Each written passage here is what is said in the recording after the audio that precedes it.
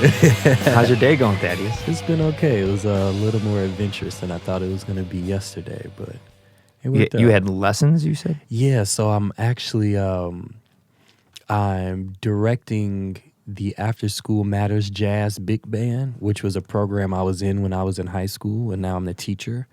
But during the school year, I've opted, now I've opted for the program to meet remote. So we're really talking about jazz history, learning a lot of music theory. An interesting point for me, we started the semester with Summertime, George Gershwin's Summertime. I felt like that was a good place for folks who were unfamiliar with jazz to kind of be introduced, because that's a song you hear kind of even outside of jazz context. But if you're studying jazz, it's a good place to really learn about form and narrative, etc. So we watched Porgy and Bess, but before we watched Porgy and Bess, I had the kids just kind of talk about the perspective of the song Summertime. Who did they think was singing the song? Who was the song being sung to? And it led to this really interesting conversation about if oppressed people can experience joy. I'm like, y'all are like 15 and y'all are talking this heavily. Like, we don't know if this song could have, it's a line in there saying, don't worry about anything. If somebody was enslaved, why would they ever tell someone else to not be worried? Like, how could you be in such a state of sadness constantly but still find joy, Which really got me thinking about music in general and how music is used and how so much of music, at least for me, I don't know if this applies to everybody, but for me, so much of music is about joy and finding joy through, traumatic situations, or using the music as a reference point to remember when you were happy before, or to take you back to a moment. When people are sad, they're always either listening to their favorite song or they have this specific playlist that they go to, just the different ways that we really subconsciously engage with music. So those are my Saturday mornings.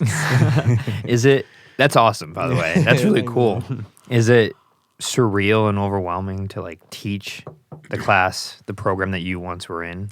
Yeah, it's like a huge responsibility, because that was one of the programs that was extremely formative for me. I think if I wasn't in that program every summer during high school, it would have been nearly impossible for me to get a scholarship to college. Not only just proving rapport and commitment, but literally getting really, really good every summer, right? Mm-hmm. Even if from the first summer, the hurdle might have been learning chord changes. By the third summer now, I'm really digging into improvisation. And by the time I graduated that program, I was like the student teacher. Mm-hmm. So figuring out from the other end of okay, do I remember what I went through and what the tiers were and how everything was structured? Now, I did have the huge benefit and blessing this summer of being able to co-teach the program with one of the instructors that I had when I was a student. So he was able to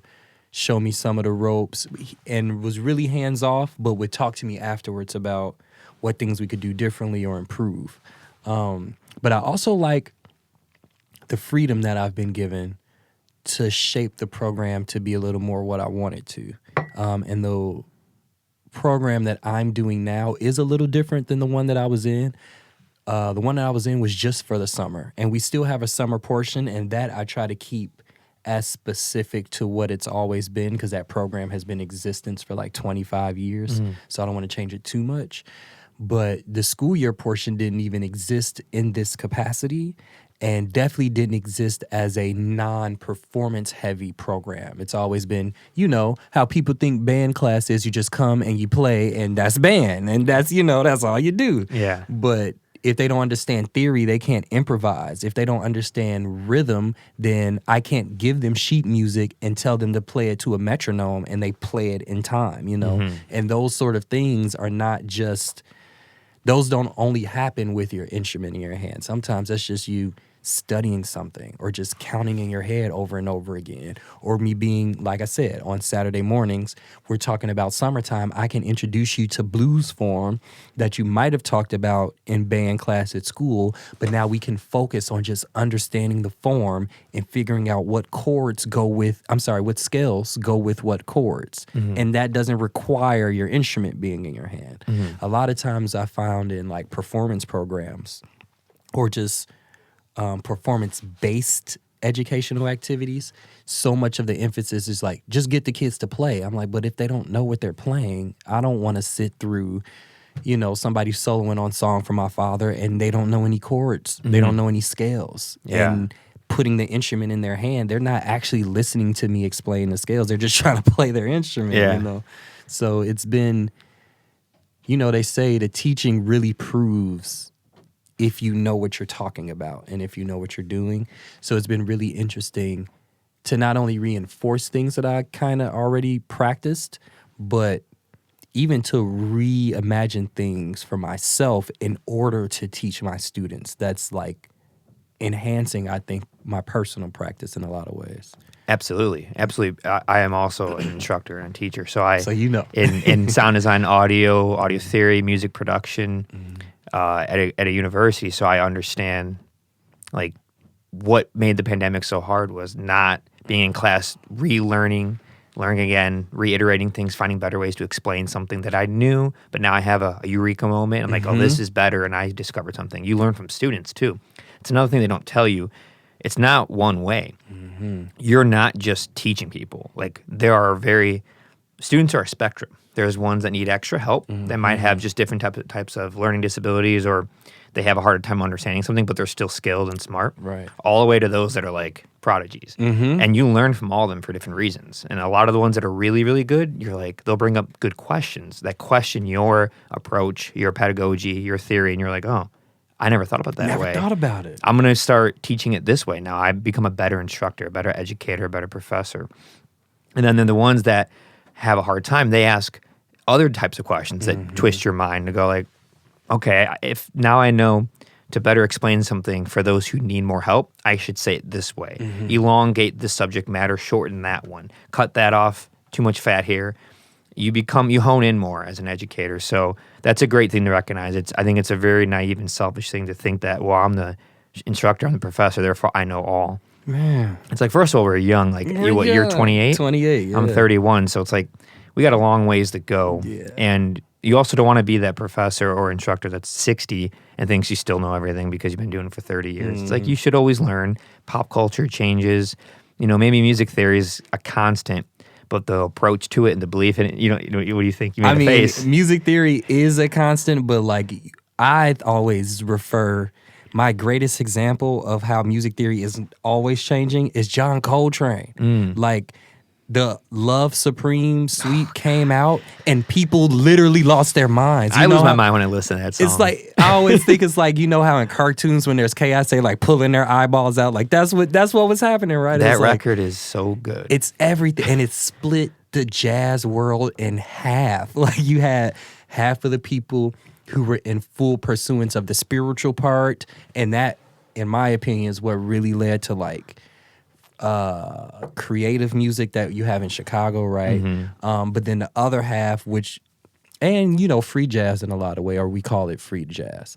And then the other half just went straight music theory math thing, and that is just crazy to see how that one cat really split jazz in half. I know it sounds ridiculous, yeah. But you can see the effects of it now. It's a lot of cats that are playing that aren't swinging because all they chased was the harmony and the math.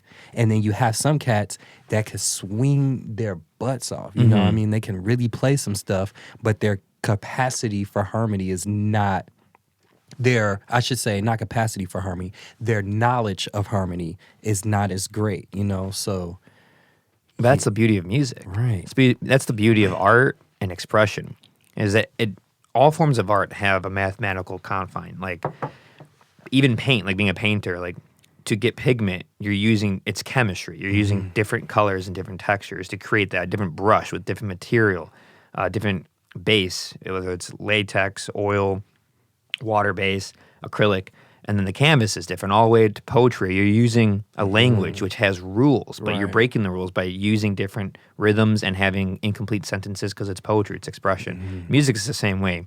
There's this theory, there's a circle of fifths. There's supposed to be, 8 notes in that key signature that are supposed to be a whole half, whole half. I said that really fast for those listening. Yeah, right. You know what I'm saying. I know exactly Anybody what who's you're in the saying. music theory.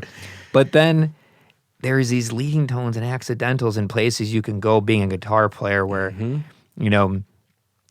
my favorite guitar players were 90% of the time they're playing in the key properly, and that 10% where they're like, that's out of key. But as you know, being a musician, if the chord progressions are in the right configuration, that out of key note that is a sharp sixth or flat seventh somehow feels okay within that moment as long as it's going somewhere new. It doesn't stay stagnant on that, as that leading tone. It's weird. It's weird. It's weird. It's like slang. It's like its own thing. It's beautiful. To me, it's like a metaphor for life, though. Like there's so many, but there are just so many things that seem right in the moment and are right in the moment. And later you're like, maybe that was wrong. But for some reason in that moment, it worked. Yes. Yes. Persons or conversations, like for some reason, it worked. And that's what I love about music is, like you said, you can have, some people play some interesting stuff, but it's like, okay, that worked. Yeah. I don't know how it worked, but I kind of like this. Something about it. Like, something about it. One of the best examples I ever heard was the Star Spangled Banner by Jimi Hendrix live at Woodstock when he goes to that. That's exactly what I was thinking about. Right. It's just like, it sounds like an ambulance. Man. But it's out of key.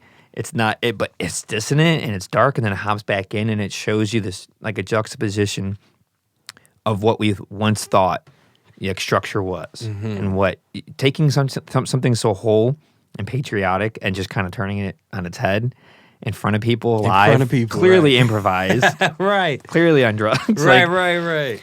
Yeah, I don't know. It's a great thing. It's beautiful. That's what makes me love jazz so much. But it's still very.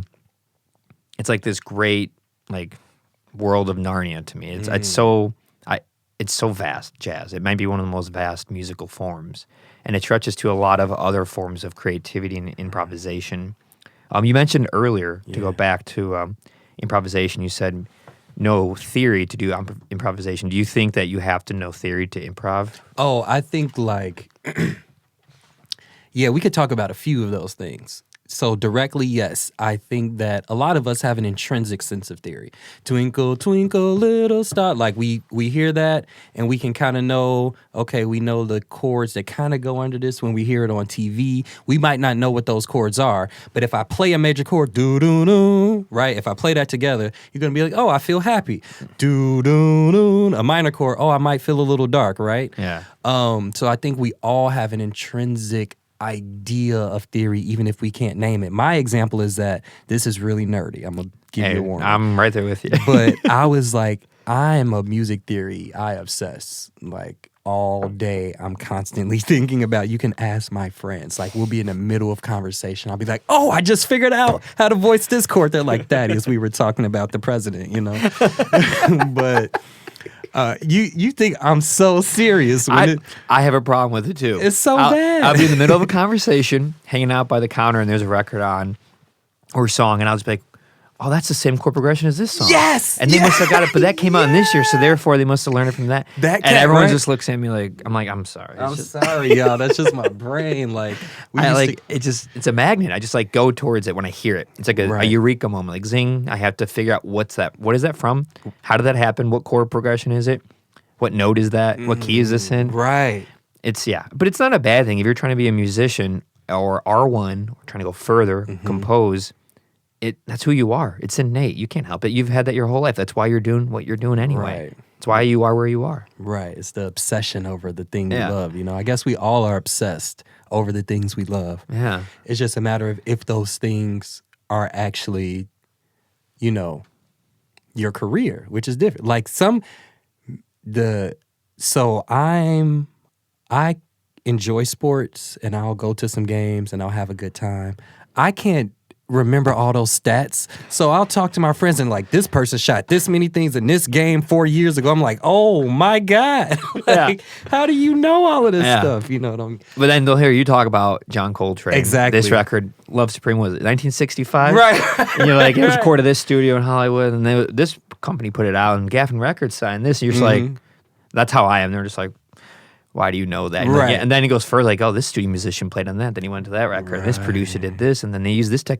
And to me, I'm a technology person with audio, so then I start talking about the gear they use and why and how it went from mono to stereo and why, and that starts to get a whole nother world. You start to really lose people. Right? Yeah. Because music, people like, I get music, they can talk about it. Once you talk about the gear that creates the music, they're like, I don't even know. Right. We don't know what you're talking about. We don't know. Why are we talking about Rupert and Eve about preamps? Yeah, right. Exactly. So jazz for you, have you always had a fondness for it? Was it kind of in your family? Not really. So I was classically trained. The story is that I just loved performing and I loved music. So when I was like 4 or 5, I would go to my grandmother's house and just make up my own songs on the piano, nonsense songs. I didn't know any chords, but I knew how to like put enough together to make a song. After a while, my grandmother was like, nah, this is not gonna work. So actually at my great-grandmother's church, there was a young woman, her name was Tanya Hicks, and she was a piano teacher. So my parents signed me up for piano lessons. I used to do piano competitions, all that stuff. And then in 3rd grade, because I had already been playing piano, I had done some auditions for Broadway things and whatnot, and I was tap dancing. I used to like really intensely tap dance.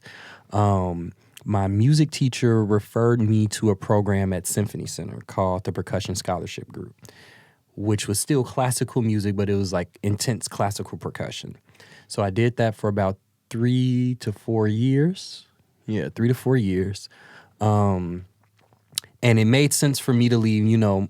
I didn't want to because I was a little kid. I knew inside that I needed to, but I didn't want to because those are my friends and I love the program. But my parents also were like, it's time to go, But right at that time is when I actually first really came into jazz. So there were 2 major instances. One was my last year in that program. We played at the Percussive Arts Society International Conference, PASIC, which they actually, this year's just happened last week. But the evening headliner was Stefan Harris. And that was the first time I had seen jazz vibraphone in real life. I mean, I kind of, I knew what the vibraphone was because we played it in percussion ensemble. But I hadn't really seen anyone playing just the vibraphone, and definitely not jazz, and then definitely not the way Stefan plays, right? Because Stefan is Stefan. So I was looking at that, and Terrion Gully was playing drums with him on that set. So I was like, what is this? This is a new world for me. Look at the, and they look like me too. Like, what is going on? But still doing the classical thing. But what really set it off was, excuse me, I was at my great-grandmother's house. I had to be, about 11. No, I had to be like 12 or 13 years old, playing with my little sister and my cousin. And I was looking, we used to do this thing, oh, you would love this. We used to create our own little radio shows, right? Oh, nice. So we would get our little sheet of paper and write down whatever world topics we were going to talk about. And then we had our own songs that we made up that would be the radio songs. So I had a handheld tape recorder, and every time we hung out, we just hit record and created our 30-minute radio show. And our favorite thing to do was to play it back in double time and hear ourselves in mice voice. Like, we just did that for hours, okay? Yeah. Hours. Yeah. But one time I was searching for background music for our radio show, and I came across Lionel Hampton Flying Home CD at my great-grandmother's house. And she knew I was taking percussion, right? I didn't know she was a Lionel Hampton fan at the time, but I just found it. So, but as you get older, you realize grandmas know and they do things on purpose. So I was like, oh, she knew what she was doing. Yeah, they're the most experienced people in your life. Ever, right? Yeah. So I found that. I put it in the radio player, and that was, I was like, oh, I got to do this. And I only played the Flying Home song. Only recently did I listen to the whole album. But I heard the song Flying Home. I saw this guy in a bow tie, and he was standing in front of Vibraphone, and I heard Flying Home, and that was, as they say, that was all she wrote. So from there, I was at Whitney Young. Where's that school at? It's a popular school. I've heard of it. Yeah, Whitney Young's in the West Loop. It's on Jackson and Laughlin, more or less. It's now a selective.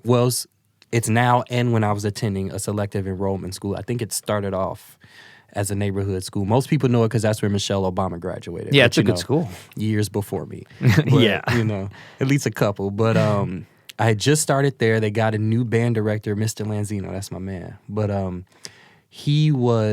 one of his main things was reinvigorating the jazz program at Whitney Young. And at the time, there were about 4 or 5 of us who were like, yeah, okay, we're gonna do this jazz thing. So I was playing drums, like jazz drums, sounded awful, man. I mean, I thought I was good, but in retrospect, it was not good. But by the time I started there in 7th and 8th grade, because I have a middle school program. So by the time I got to freshman year of high school, maybe sophomore year, and some more drummers came, that's when I really started just focusing on vibes. I was playing a little bit in 8th grade, but freshman year of high school is when I really was able to just hone in on playing jazz vibes. I was still playing a lot of percussion, classical music. I was in orchestra. I was in concert band. I did all the competitions, What instruments were you playing in those?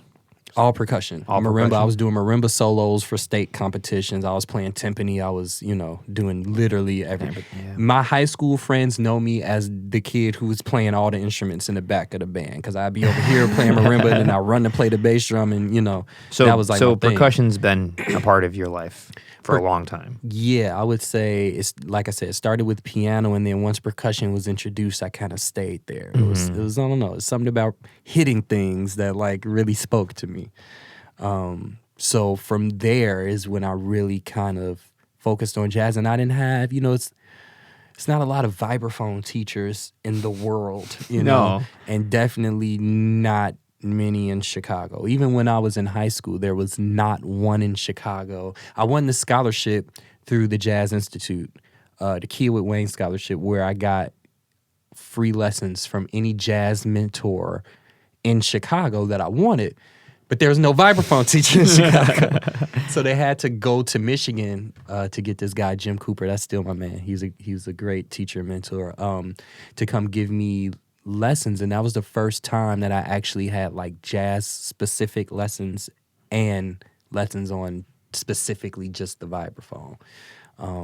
And then, from there I went to college and did it, and now we're here. What college? I went to Northwestern. Nice. That's good. They have a great music program. Man, Northwestern was a very interesting time. I bet. Considering where you grew up. Right. Yes. Yeah, it was a culture shock for sure. I mean, Whitney Young is extremely diverse, but it's almost utopic, because the issues that I ran into at Northwestern, I didn't even cross my mind in high school. You know what I'm saying? There were very, very wealthy people that went to Whitney Young, but you wouldn't know because everybody there was just cool. We were all just friends. Yeah. It wasn't until I graduated, wait, what? Your parent, what? Did you, did Whitney Young cost you money? It was free. It's free for you, or is it free for everyone? It's a public school. It's just selective enrollment. Oh, okay. Right. So as long as you live in Chicago, you can go? As long as you live in Chicago, you can apply to go. And then, do you mind saying where you grew up so people can understand the juxtaposition from? Yeah, so I was first living in, I guess we call it Pullman/Roseland area, near 103rd and Cottage Grove. And my elementary school, Poe, is right on 105th and Langley. It was actually walking distance, and funny enough, it's the same elementary school my mom went to, because we, she grew up in the area. So after that, we moved over near Ford City Mall, 71st, 70th. Cicero. And yeah, Pulaski, exactly. Yeah. And then when I was in high school, we moved to Hyde Park, and that's where my parents still are. So we've kind of bounced around the city, but I'm not coming from any sort of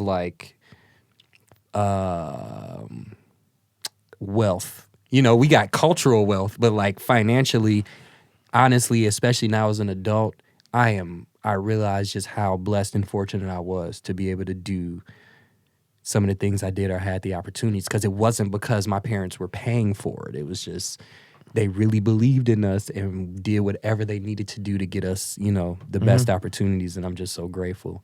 Yeah, I mean, for those who aren't from Chicago or don't know the geography well, I know where all those places are, and those streets, those are not easy neighborhoods. Right. I mean, none of them. I've been safe my whole life. I will say that. I've never, you have personal stuff, but like I can walk around my neighborhood to this day and dress like I do the nerdy vibraphonist with the bow tie. Yeah. And people, the experience I had was, oh, you're really good at music, so we're going to respect you and we're going to keep you out of the drama. Like there were times, in high school, I'm like, what are you all doing? I want to be involved. And they're like, no, Thaddeus, you go play your instruments, like. What? Yeah, so these types of questions come from a place of very little knowledge, but mostly ignorance. I'm a white man from the suburbs. Yeah. So I'm asking because I want to shed light for those listening.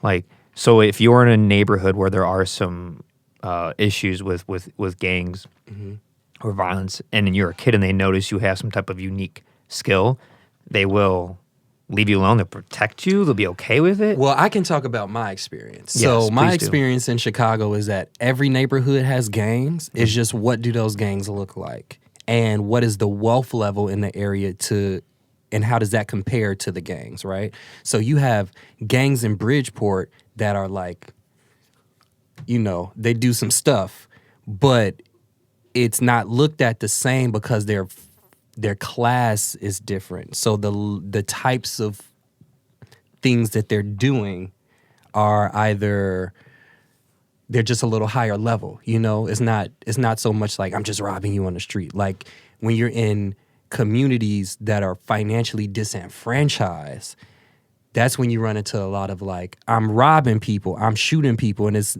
honestly not because they're just intrinsically angry or hate the people around them. A lot of times it's because like I'm hungry. Like I feel like I have to do this so that I can feed my family, or so I could just survive. So I can survive, and I think when that is a lot of the synthesis for, some violence is violent. Some violence is I don't want to say senseless, but some violence is personal. Like I'm mad at you, so I'm hurting you.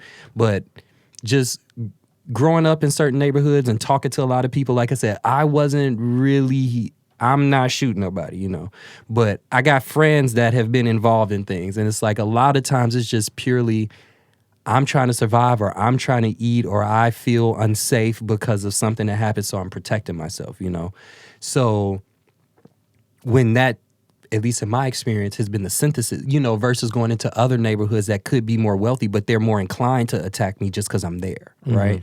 So for me, the experience was, you have this talent that we all respect. Some of us wish that we can do it, but because you have a talent, you're focused, you're smart, we want you to do that. Like, you don't have to do the things that we're doing. We do this because we feel like we aren't as smart as you, or we aren't as talented, or we don't have the opportunities that you have, which, that's like a double-edged sword, right? Yeah, it's like, you have a sense of guilt and imposter syndrome. The imposter syndrome, I'm sure for a long time. It's only like really recently where I've been able to shed it and just accept, like, this is where I'm at, and how can I leverage what I have to impact these folks who feel like they don't have, or in some cases really don't. Like, sometimes you have a lot inside of you and you just don't realize it because you didn't have people around you to help you bring it out or help cultivate it. And that's why I say I'm so grateful to my parents and mentors who just invested in me enough to help me realize what I do and don't have,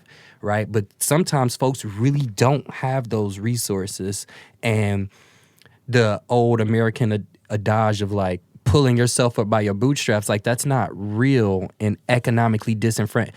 I go to my neighborhood and maybe 1 to 2 businesses are owned by people in the neighborhood. And then there's no equity requirement for folks who are owning the businesses in the neighborhood, right? So they just come and literally leech from the neighborhoods and then leave. And the folks in the neighborhood don't have anywhere around them to be employed for real, because a lot of these people are coming in with their businesses and coming in with their people, or just hiring, from all over the place. They're not focused on the neighborhood. So then there's not really a real relationship, right? So now I still got to travel out of my neighborhood to work. Maybe if I can, like I can maybe take a bus, and that's if I have the right alliances and can go through every neighborhood piece. It's like so many things when it comes to disenfranchised communities. And I think that's why I wanted to make the distinction earlier of like every neighborhood in Chicago has gangs. It's just, what do we call them? We only call them gangs when it's like poor black people, really. I mean, I don't want to say poor black people. Poor people in general is when it's a gang, But I've seen some rich gangs that are way more savage than anybody I've seen in my neighborhood. I have too. They have an iPhone, a $3,000 suit. Oh my! And they're doing business transactions to Panama or Switzerland. Oh my! And that's a different type of gang. It's a different gang. And they own us, and they have investments in the iPhone. Thank you. And they're the ones who invest in this microphone. Thank you. They just do it in this, air quotes for those listening, legal way. Legal way. Supposedly legal. Oh, yeah. They're clean enough where they don't get caught. The spectrum of gang goes high up and goes very far low. And when you, growing up in this area my whole life, going through Chicago a lot, my dad grew up on 55th and Western, Garfield Park. Oh, you're hip. Or Gage Park, not Garfield Park. So I grew up growing around those alleys and living around there and traveling a lot. I went to Columbia, College Chicago, and the Art Institute. So a lot of traveling, taking the Midway Orange Line.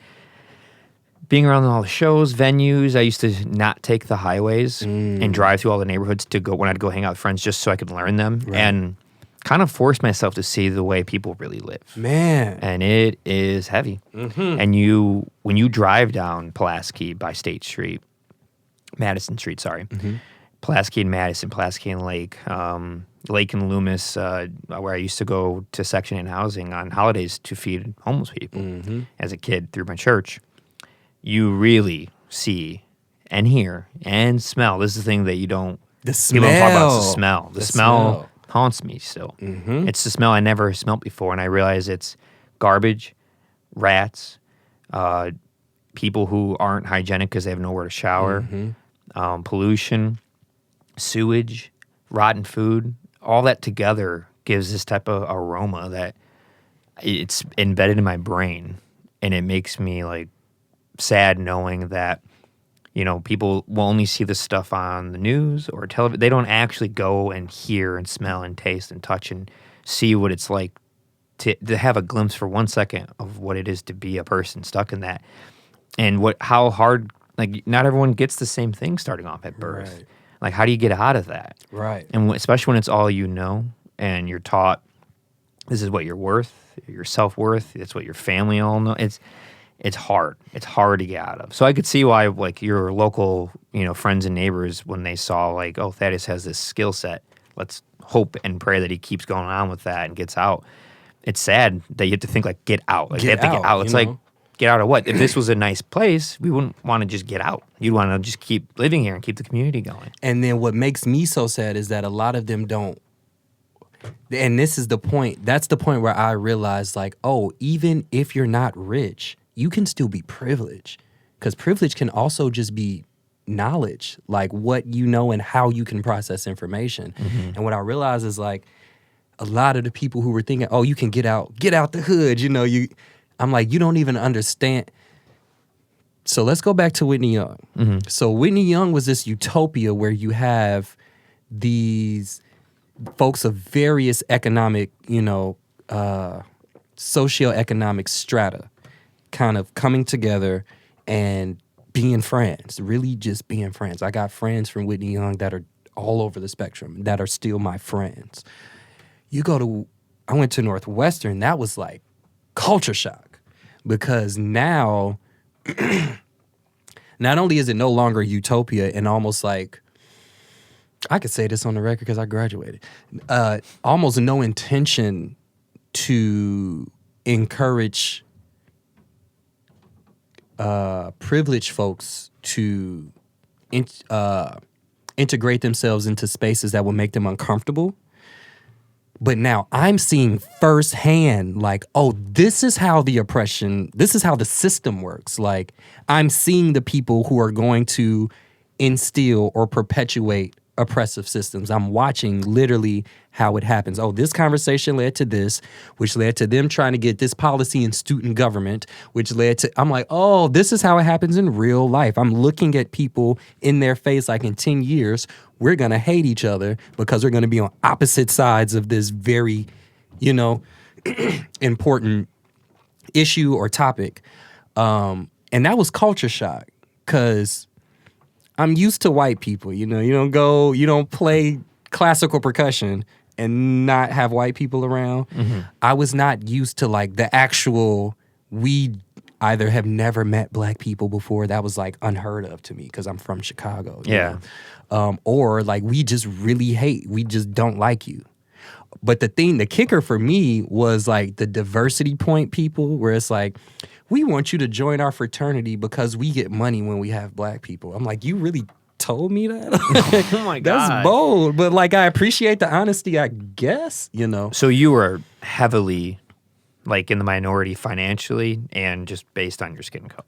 Right. I mean, because Northwestern, for those listening, that's one of the best schools in the world. Yeah. It's in Evanston, Illinois, which is just north of Chicago. Evanston is not a inexpensive place. Not at all.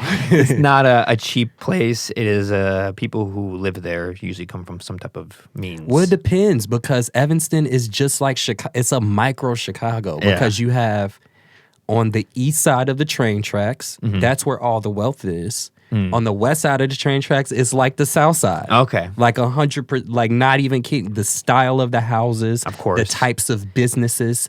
You don't have, my biggest thing was you don't have a gas station in Evans that is easily accessible to Evanston on the east side of the train tracks until you get south to Dempster. Where you're in more of a like community area. Okay. You know what I mean? But from Dempster north and Dempster north, like pretty far north. I can't even, and then west to the train track, like we would have to kind of travel to get gas if we were on campus. And what do you think they're saying by that as far as setting up the system for gas stations? Well, I just noticed a pattern of where gas stations are. You very rarely see an abundance of gas stations in very wealthy neighborhoods. Mm-hmm. They have like the one gas station that everybody goes to, you know? But when you think about it, food deserts, like you don't have a lot of grocery stores in economically disenfranchised neighborhoods, so a lot of people go to the gas station to get food, which, Which is terrible. Which is terrible because there's no produce. It's all I was on the phone complaining. My friend was like, Thaddeus, this is ridiculous. I was like, I know, but I'm so mad that there's no produce at the gas station. I want my avocado. Man, at least an orange, like a banana. Come on. But so did you live up there or did you commute? Yeah. So I've had a very interesting experience living in Evanston and then being in the city beforehand and then really coming back because you live amongst that much wealth and decision making at Northwestern was way different than even decisions I have to make now. Like I still have to make some pretty intense decisions, but it's just a whole different. I realized that was a world that I didn't want to be in. Like, can you elaborate? I don't know if it's the corporate structure. I don't know if it's it's a lot of Northwestern cats that are like finance people and they go into consult. Most of Northwestern end up being consultants, right? I don't know if it's that and the vibe that brings along with it because of the nature of what consulting is. But when I left Northwestern, I said, whatever this culture is as a school, not individuals. You have individuals that, like me, who are just kind of doing our own thing and trying to make it work and trying to figure it out. But as a culture of a school, I was like, this is not healthy. It's not healthy for the students. My first year, 4 people committed suicide.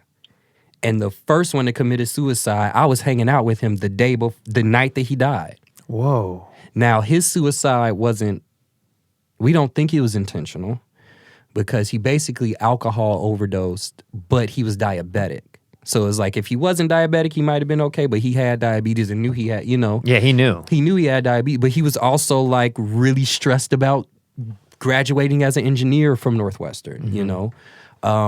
There was this kid the very next semester, I didn't know him, but they found him dead inside the school's library, right? Yeah. Like, so clearly something was wrong. Yeah, the high pressure of being at a nice school. But it's also this like second city syndrome. You know, like Chicago has this second city syndrome of like, we're the kids that didn't. Well, for me, Northwestern was like, yes. Yeah. Like, you That's know. an accomplishment. It's an accomplishment. I mean, I got into a few schools and they were really good. I got into NYU too, though. It was really between NYU and Northwestern, which I was just blessed, you know, really blessed like that. But it's a lot of kids there that are like, my friends went to Princeton and I didn't get in, so I'm at Northwestern. So it's like this inferiority of like, I have to prove that I am Princeton worthy, you know. I didn't get into U of C, bro. So now I'm going to Northwestern. So now I'm going to Northwestern? Yeah, that's not the right way to look at it. It's like you're in the top like 20 schools in the world. In the world. Like most people who can't go there will go to like random other state schools or something like that. You have people flying halfway across the world and leaving their family homes for, you know, 9 months out of the year just to be here. But anybody who's thinking that comes from a certain place. Which was the culture shock. And might have too much pressure on them by their parents. Parents, school, society. Friends. Especially when you're talking about like migrant folks who are like, you know, we're here and I have to do this for my family because my parents sacrificed, My dad came from this country. Right. He had nothing. Yeah. And, you know, and the other thing is like, when you don't have parents that like matriculated from college, there's this kind of aura around what the college experience is, right? Because, you know, at least for me, my mom had some college, my dad didn't go to college at all. So they can like understand what's happening. Obviously, they're both two of the smartest people I know.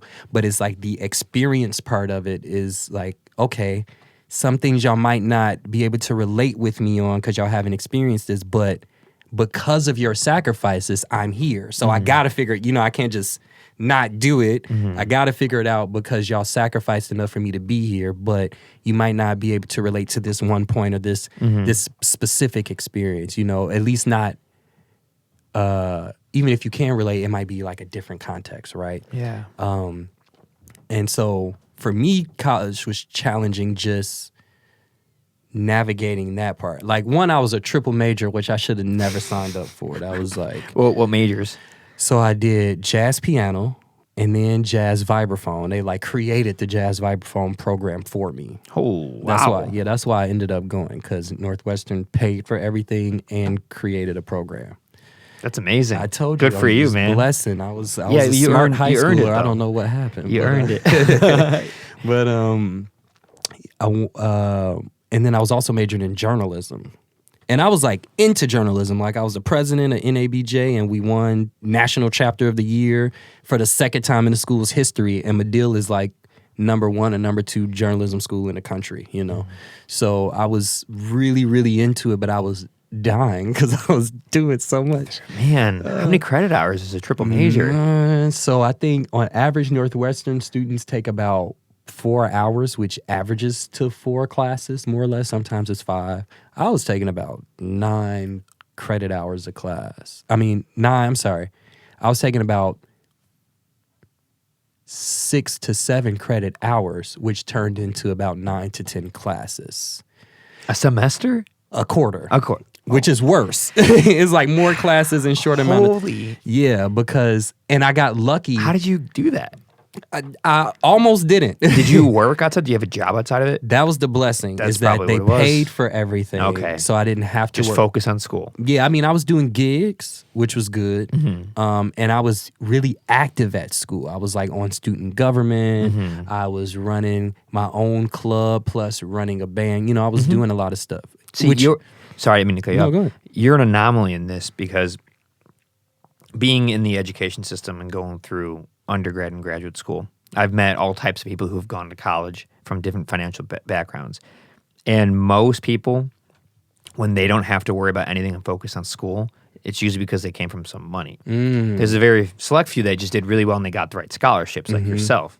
But that starts to just set you off to another pathway that most don't ever get to touch, because you get to just focus on school, which perpetrates being better at school, which means you get better grades, which means you get a better job, which means you get 4.0 or valedictorian, you get summa cum laude, because you don't have to do anything but focus on school, which is awesome for you. But what if someone else doesn't have that privilege to just focus on school? Right. And they got to work this job and that job.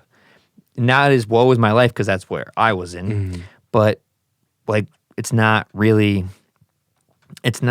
wouldn't say fair is not the right word, but it isn't right, because you're always going to keep pushing forward people who have money so they could focus on school. And it just keeps reiterating the same story. Exactly. And it's not right. It's not fair. And it's where those blinders get put on. When you met those people, you're like, I'm going to this great school, this like borderline Ivy League school.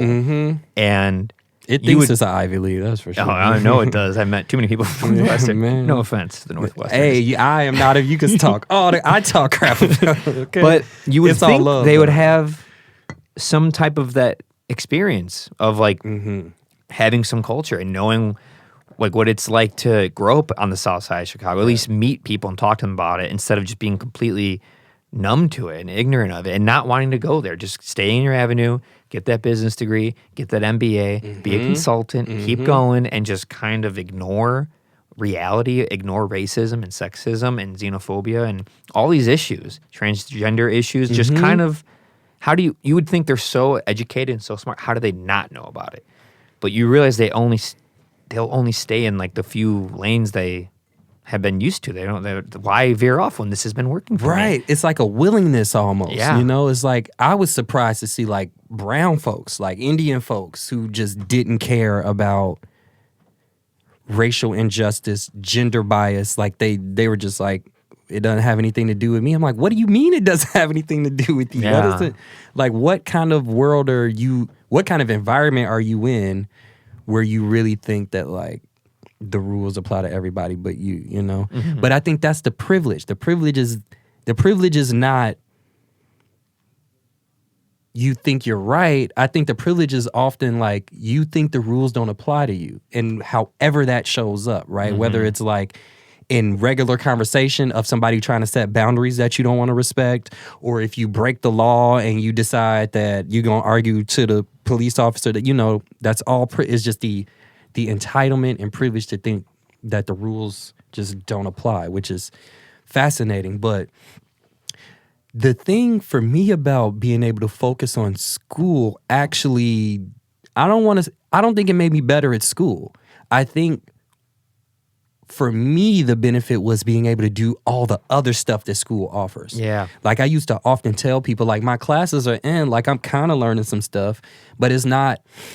I went into Northwestern with a lot already musically and otherwise. So I learned a lot, and my mind obviously expanded.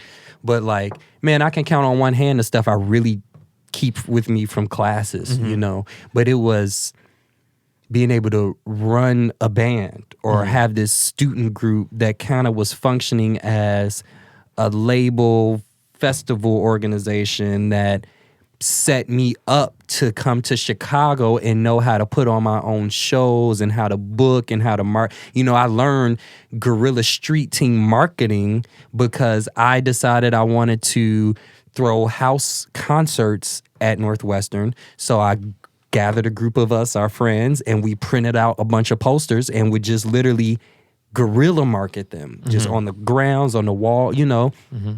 That fast forward 4 years later, and I had a show at the Promontory.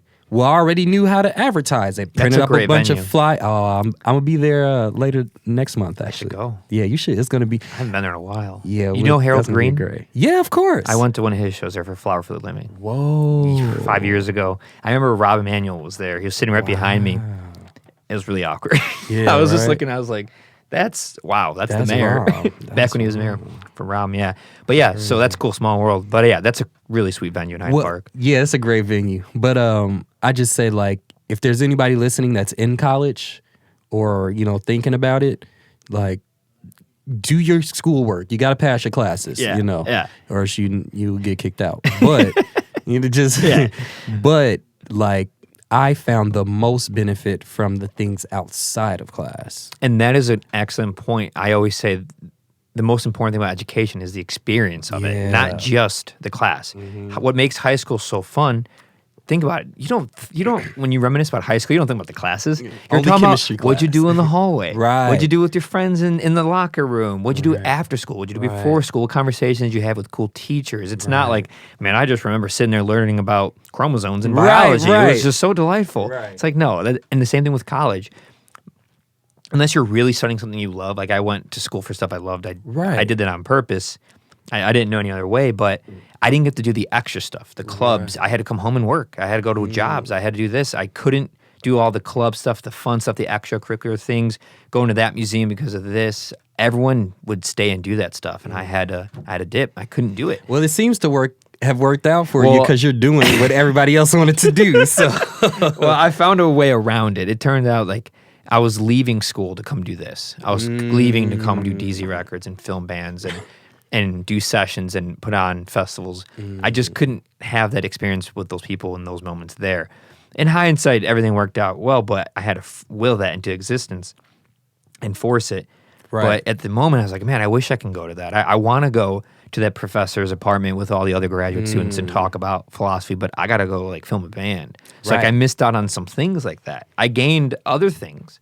I missed out on other ones. And that's kind of the main thing when I talk about coming from a more privileged background where you can be afforded to like, go try out that club, create this thing, go in that band, create a record label at the university, like things that take time. Right. And if you have to go find a way to how you're going to eat your next meal and your parent isn't putting money on the credit card for you or the debit card for you, then that's the position. You don't get to do those things. You don't get to be part of that club or that fraternity or the extra things. I'll go to that football game or that sporting event. You don't get to do any of it. And you don't get that true college experience. And you might end up resenting college. You're like, yeah, it was a waste of time. It was a waste. I mean, I got my degree, but I don't know. I mean, I'm not going to say that like, I don't feel that way. I'm not, college was cool. And well, at least for me, it's the longer term benefits of just being associated with this. That's the crazy thing, man. Like, in some cases, it's just because people know that I went to Northwestern that they're like, oh, you can handle it. I'm like, but you've never actually you know. So I didn't know. So right, So in that case, it's like, okay, that the longer term benefits are cool, like the network that I'm slowly starting to tap into, or just certain opportunities that I'll get because people trust the name brand that I'm associated with, right? Which is like really convoluted. Because what if like that's why people love Harvard, right? Because you'd be like, it's like your credit card. Like I got Harvard. Ching, you can do whatever you want with it. You got the Harvard card. You got the Harvard. I got card. the Yale card. I got the Ivy League stamp. But even still, it matters on who you are because I know who you just. Levels of privilege play a role into all of that because I know cats that did go to Harvard and still struggle to find a job. Well, it's because they're probably setting the bar high. They want that job that requires the Harvard. right. But it's like, I'm sure they're not going to have a hard time finding a job. It just might not be the one they think they deserve because they went to Harvard. Because they went, and that's that, And I think we all have to do that on a level. Like, I know I had to, like, in retro, now that I'm becoming an actual adult, because you think you're an adult when you're like 22, you think you know everything, and then you live to 23 and you're like, I made it. Right? Like, I'm still alive. But for me, as someone who never considered myself privileged, right? Because I've literally never been financially privileged. We're not like, wondering where our next meal is coming from, but it's not like, sure, especially me as an individual now, but for me, that's because of what I've chosen to do and not like what I can. But I did even have to recognize internal entitlement and privilege because I graduated this university and now I think, oh, I'm, hot stuff because I got this Northwestern degree. And then you get into real life and you realize, which is bringing me back to my first point, that none of that matters. Yeah, it doesn't matter. At all. Nobody cares that you graduated, what school you graduated. Like, they care about for the first year that you're out of school. And then after that, it doesn't matter. So in a lot of ways, I think going to college dramatically slowed down my music career. Like there are things that I'm not disappointed with where I'm at, because I think that I've just been really blessed, and I've been able to do really unique things that make up for quote unquote lost time, you know, where I'm not really starting from scratch. Plus I'm in Chicago as home base. But there are a lot of opportunities while I was in school that I had to pass up, or friends of mine, I remember distinctly, I'm never going to forget this, and I'm so proud of them. Chance the Rapper was in, was it Fader magazine, I think, with Nico Segal, who was known as Donnie Trumpet, at the whole Social Experiment group. So been knowing them since high school. They're great. I love them. But I remember distinctly, this was right after Surf. Was it right after Surf Drop or right before Surf Drop? It might have been right after Surf Drop, one of the two. I distinctly remember being in class, in jazz big band class, and it was like a Friday night, and I was so upset that I had to go to class on Friday night until 7 o'clock at night. But that, the classical kids got priority, so my jazz combo class was like 6 o'clock at night, which was a problem considering journalism. You got to do your interviews at night, so I'm trying to do interviews during class. It wasn't working. But I remember looking at this magazine and literally exclaiming, like, I could have been playing with them, and I'm sitting in big band, you know? But I will say, like, those sort of experiences for me, like, that's what I mean about I've been really blessed, because I've been on my own path, but I've been in such close proximity to people that I've watched go from no one knowing in them, Chance's story, he's rapping in the library. Like I was there watching him rap in the library. I was there sometimes when he was like in the recording studio. Oh, really? Yeah, like what library? When was this? Harold Washington Library. Oh, so yeah. all of us, a lot of us did U Media when we were younger. Yeah. So when I was in U Media, they knew me as the instrumentalist, right? I was playing a lot of piano and even vibes at the time, but I was always at the open mics. I thought I could rap at the time, so I was making my little mixtapes. But watching him or watching Vic Mensa, who used to literally walk through the halls rapping and breakdancing, like literally, like his locker was behind mine, and he's just got his headphones on, just rapping, practicing all day, right? So him and Chance, you saw come up. Yeah. I mean, That's so I'm cool. not trying to say it like we're besties, but like I was very present for a lot of those moments, and to watch them, I don't mean it's no bad blood. It's just not like, besties, but to be able to watch them kind of start from almost scratch, right? Like I remember Kids These Days when it formed, like at Liam's house. After our jazz combo rehearsal, I remember Nico telling Liam, like, next week I'm going to invite Vic Mensa. And then Kids These Days was born, and then seeing them grow and seeing that breakup or seeing the Social Experiment grow. I've just been in a really cool seat to see them go from scratch to where they are now, and all of the things they did wrong, or I would say things I would do differently, and all the things that they did right, to be able to inform what I can do after 4 years of going to college and just watching them, just really watching how they're growing, and other folks too. But for me, they were just so close to me, and I was just there for so much stuff. So, have you played on any of their songs or records? Yeah, those are my guys. I love them. That's awesome. And when we see each other, it's just we live different worlds. I'm out here playing jazz vibraphone. Yeah, but it's opening up doors for you in unique places. I mean, I'll be honest, that Surf, like I was on Surf and it's Past the Vibes, which is the last song, and apparently everybody loves that song. I was just playing, it was a cool song, but when it came out, people were like, this is my favorite song on the album. I was like, really? Okay, it's some good songs on this album, but I'll take it, you had like big, Busta Rhymes on this album, but or was it Big Boy, one of the two, but that association at Northwestern, like when people found out I was on that album, I got all the opportunities after that. It was like, we know you've been here playing your butt off and winning these Battle of the Bands competitions, but now that you're on Chance's album, you're a real musician, you know? Which I'm not mad about. It's all good. By the way, for those listening, whenever Thaddeus talks about Northwestern, he does this like white pose. Yeah, it is my white pose. And your tone, your voice, your timbre is just like, by the way, because that's how it is. It is how it is. That's how it is. Yes, I do. And the thing is, it's not just a white person thing. It's a certain class in white, you know. Right. It's always about class. Well, it's not even, it's a class thing. Black people do that. Like Latino, it's always just like push up your glasses, you know. Your nose has to your go nose has to go up. Yeah. And I used to think that was a joke until I saw people actually do it. I was like, oh, okay. Oh, it's real.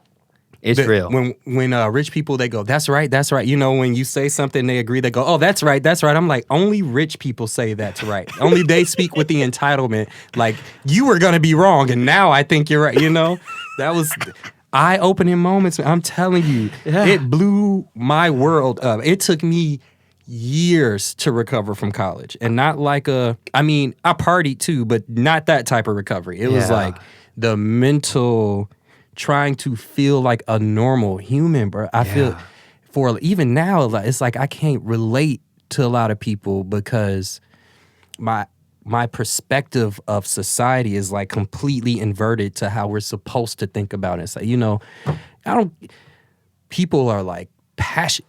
Kyle Rittenhouse, for example, right? Mm-hmm. People are outraged. Oh my God, how could this happen again? And I'm sitting here like, I told y'all this is gonna happen when he first got charged. Yeah. Like, what did you expect? Like, we got the only reason, what's his name, Derek Chauvin was found guilty is because they didn't want us tearing up stores again. It's not because they actually cared. You know what I mean? They didn't want that last weekend of May 2020 to happen again. Exactly. That was the only, and they had that foresight, and they didn't charge him enough to like really like be like, okay, this is a punishment. You know what I'm saying? Mm-hmm. It's just like, okay, we'll give you a little bit so they won't complain, and then, you know, his lawyers are still trying to appeal and all. You know, it's so annoying how contrived and obvious it is. And I peeped that from Northwestern when I was on student government, and I actually saw, because like, in my opinion, Northwestern is a microcosm of the world. I don't know about other schools, but in my limited knowledge of the world, it's at least a microcosm of America, like in every way that it functions and how the communities relate to each other, how you create these performative diversity committees that, you know, it's a check on the resume to say you have one, but when I'm actually trying to do stuff, I can't get anything done. Mm-hmm. And it's so convoluted. That's when I realized like how this machine is convoluted, because it's not like you can't get it done because it's impossible. We are literally not going to help you do it. We're going to send you in a circle and give you the runaround because secretly we don't want to do this, but we can't say that or else it makes us look like we're not into diversity, you know? Mm-hmm. So when people are outraged about the judicial system or the elections, I'm like, do y'all realize how our election work? We have a whole electoral college, like, who gets the final say over everything. Like, they might vote with us, but they have within their power, they can do whatever they want. So it's great. You know, we should go vote. Yeah, but like, there's a group of secret people that choose at least the president. Yeah. And most offices, but at least the president. Yes. So, you know, but for, you know, most people are like, how dare you say that? My vote matters. I'm like, it matters to you. It matters to Instagram. It matters to Instagram, right? When you put your I voted sticker on there. Meta cares. Meta cares. Right. Man, that concept to me is crazy, but we can get to that. But so for me, like, living in society, honestly, is really difficult. Like, that must have been a head trip. I mean, even now, it's still, I know that sounds crazy and I sound like I'm a crazy man, but it's really difficult for me to like certain just societal norms. I'm just like, this is not normal. Why do we do this? Like, this is weird. Yeah. You know, even the way that we eat and consume things is like unhealthy. Not only is it unhealthy, but it's just weird. It's just everything, a lot of stuff in our society is like really strange when you think about it. Like, our whole being anti-rituals, but every religious practice we have is ritual-based. Yeah. It's not even like, and we say that we're the land of the free and the land of free religious practice, but in reality, when you practice your religion, you're a religious superior. Supremacist, right? Yeah. You think that yours is the best, and Yeah. forget you Muslims, what? Yeah. And then, sorry, I just get really passionate about this stuff. I'm right here with you. I'm listening. Then when you really, sorry. This cream lately has been triggering that. Do you want some water? I'm cool. This coffee is I'm good. Okay. I'm good. I am really, the thing that I play music and I study music. When I'm not studying music, my whole passion is pursuing the understanding of God through a variety of religions. Like, I'm somebody that's like, I can believe in Jesus and rock with Jesus and still say, but the Prophet Muhammad did exist and was valid. Like, the Buddha did exist and was valid. And I can still believe what I want and not feel like it's better than yours. Because in my opinion, if you say that God is omnipresent and omniscient, then how are you going to put confines on how you can access God? Like, that doesn't make sense to me to say, like, this is the only way that you can access God and blah, blah, blah. I'm like, no, that goes against your belief of what God actually, in the event that you believe in God. Like, it goes. So which God do you believe in? I believe in God. You know what I'm saying? So you're almost like an inverted agnostic. Well, I'm not. I believe in Jesus because I think Jesus' story is significant to me as, I don't like to say as an oppressed person, because I think oppression, a lot of it is systemic, but a lot of it is also, half is systemic, half is mental. I think if you can overcome the mental part, then you find ways around the system, but that mental thing is way stronger. I was having conversation about this earlier, like the idea that being the first black something in a white space or being the first Latino something in a white space. It's 2021, bro. Like, why are you still having a first? You've had at least, what, like 100 something years since people were enslaved, and you just now have your first? Like, that's kind of, I don't see that as a accomplishment. I see that as like, oh, they need diversity points. Or, this product is just so good that they can't ignore it. But to me, it's an accomplishment of like, you had your own business and it blew up. You got 100 new customers. You know what I'm saying? You have this space that you can integrate things in a different space. That's not to suggest you should never have something like that. But when I had a long argument with my friend today about, I read a headline. It was like, Nordstrom has first black-owned luxury hat brand in the store. I'm like, that's cool for them. They get new access. They get new customers. That's great. But Nordstrom, you're proud that you just now have your first? Like, it's 2021, bro. Yeah. But I believe that Jesus' story represents a person, because we don't really know if Jesus was a man or a woman. Let's just put that out there. We don't really know. The Bible says he was a man, but we know the Bible was translated a bunch of times. And in the book of Proverbs, it literally says the Bible is written for men. It says that, you know what I'm saying? So that part is up for grabs, right? People get so mad when I say this stuff. It's so crazy. I don't care if Jesus was born to a virgin. What if Mary wasn't a virgin? What if Mary and Joseph just got it down and didn't want to tell people? You know what I'm saying? Yeah, like, dude, to me, hay in a barn, it's soft, Sometimes you just got to, right? You've got that feeling and it happens. It happens. So to me, like, none of that matters. It like, the doesn't matter. immaculate, like, I don't care if Jesus could have been born to a woman who was strung out on drugs. It wouldn't matter. We would still talk about Jesus because of what Jesus did and what Jesus taught. And those things are universal. And when you dig into what Jesus was introducing concepts that didn't previously exist in Abrahamic religions, like being born again. That's reincarnation, which is really Eastern at the time.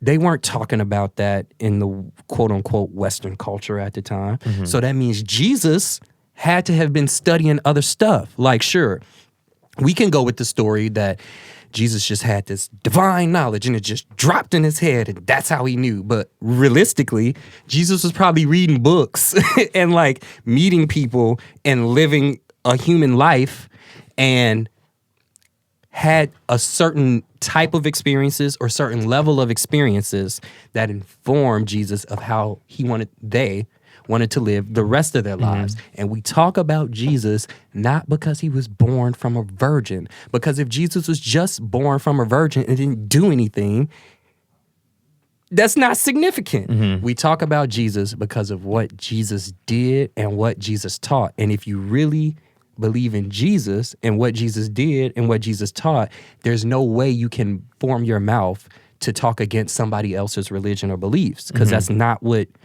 just fundamentally not what Jesus taught. So my position is that, like, if I'm somebody that says I believe in Jesus, and by saying I believe in Jesus, that means I'm looking to live the way Jesus lived and practice the things Jesus taught, then I have an understanding on some level that God can come as you are. You know what I'm saying? God can be accessed however you need to access God. I cannot tell you, if you don't relate to Jesus' story and you relate closer to the Prophet Muhammad, you should follow the Prophet Muhammad. And I, as somebody who believes in Jesus, cannot be like, oh, that's wrong. Because if you read the Quran, they even acknowledge Jesus. They talk about him all the time. You know what I'm saying? All the time. But Christians don't know that because they don't read anything. Well, they don't even read the Bible. They don't. It turns, when it goes from a belief or a faith or an idea and more into that cult-like mentality, which it does. Right.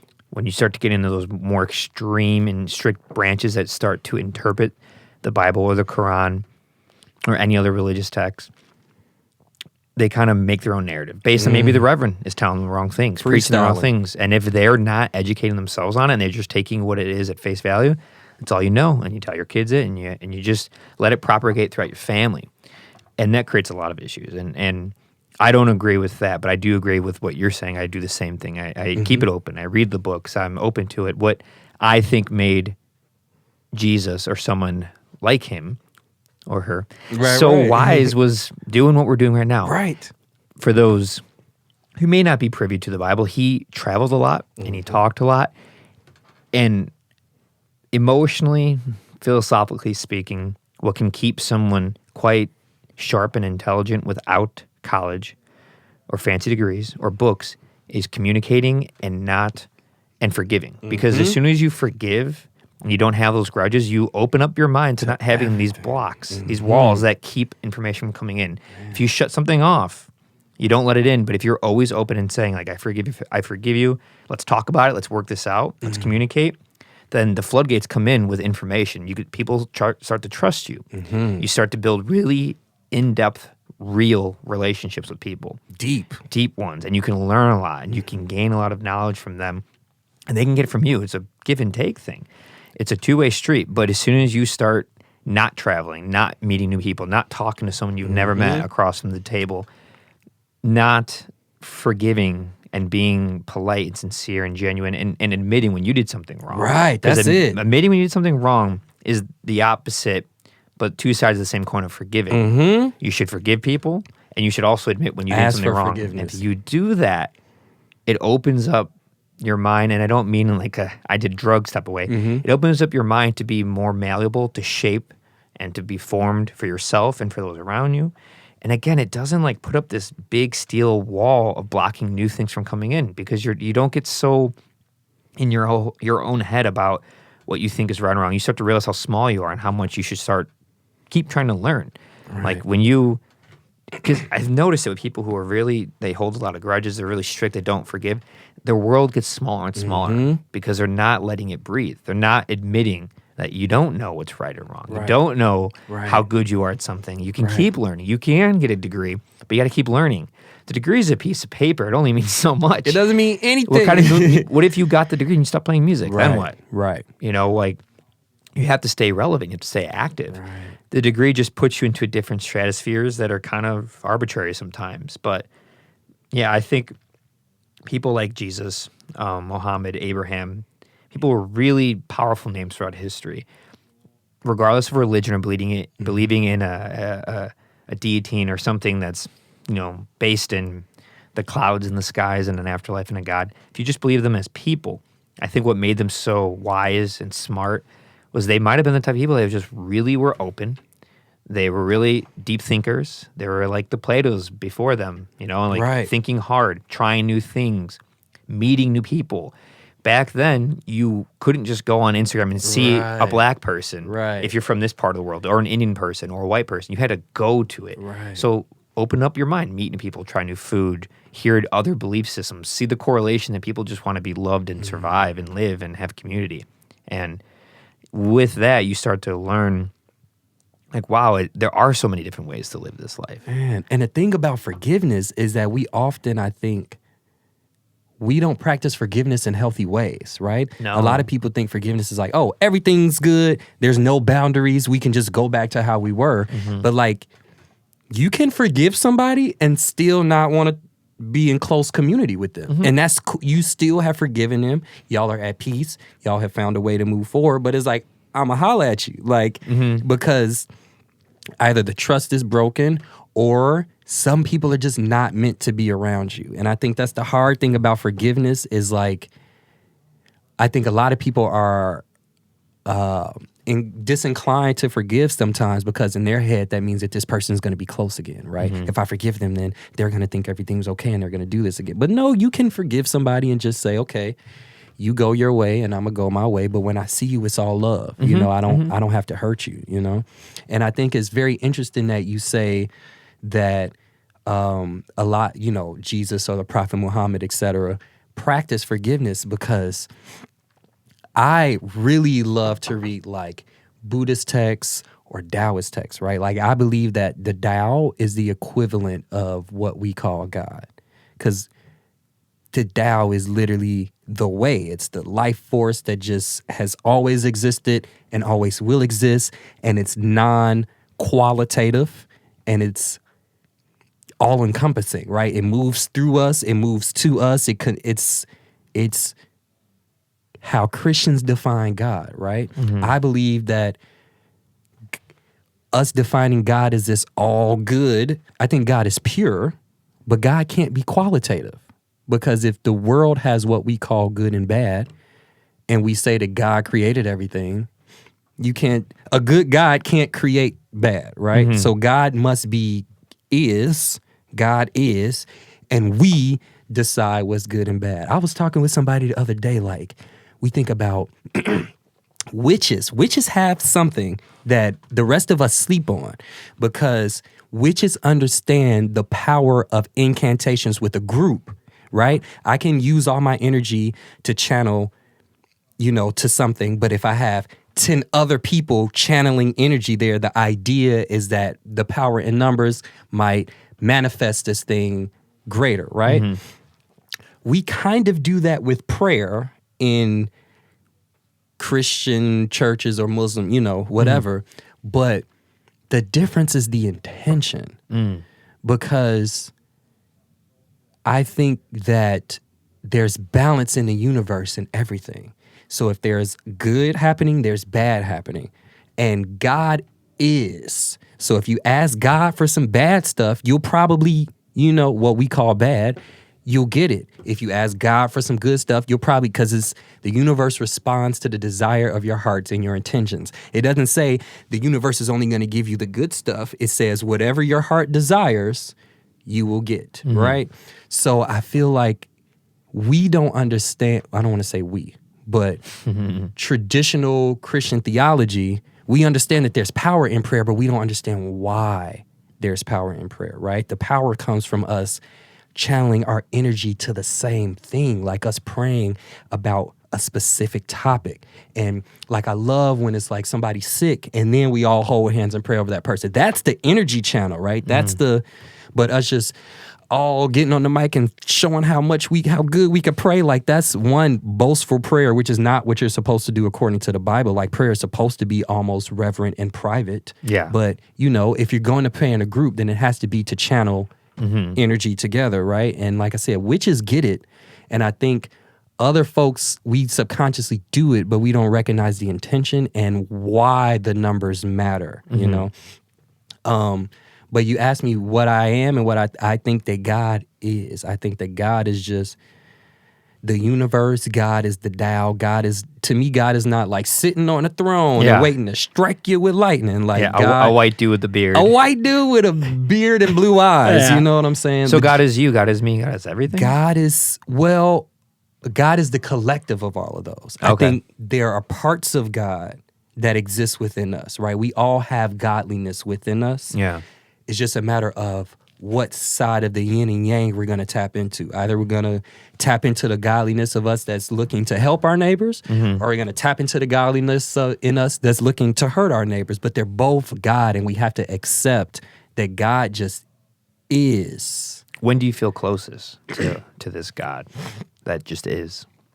And when do you feel farthest? You want to know something crazy? So I'm the type of person that's like,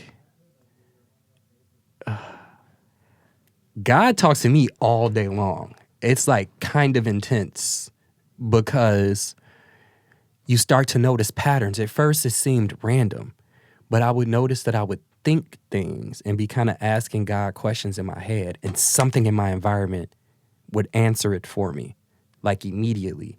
If it was a train horn or a bird or a person, it was like something subtle that kind of told me like, oh, was that you, God? And then a confirmation will come like, oh, okay, that was you, God. Whoa, you know? What do you think? Is that just your normal inner dialogue, but you just call it God? I used to think it was just my normal inner dialogue until things in my external environment started validating what I was thinking or responding to what I was thinking. Yeah. I would notice that I'm thinking things. Okay. Here's a perfect example. Okay. So when we performed, it was the Chicago Freedom Ensemble. Chicago Freedom Ensemble started last year in response to the protests. But you know how it first came about?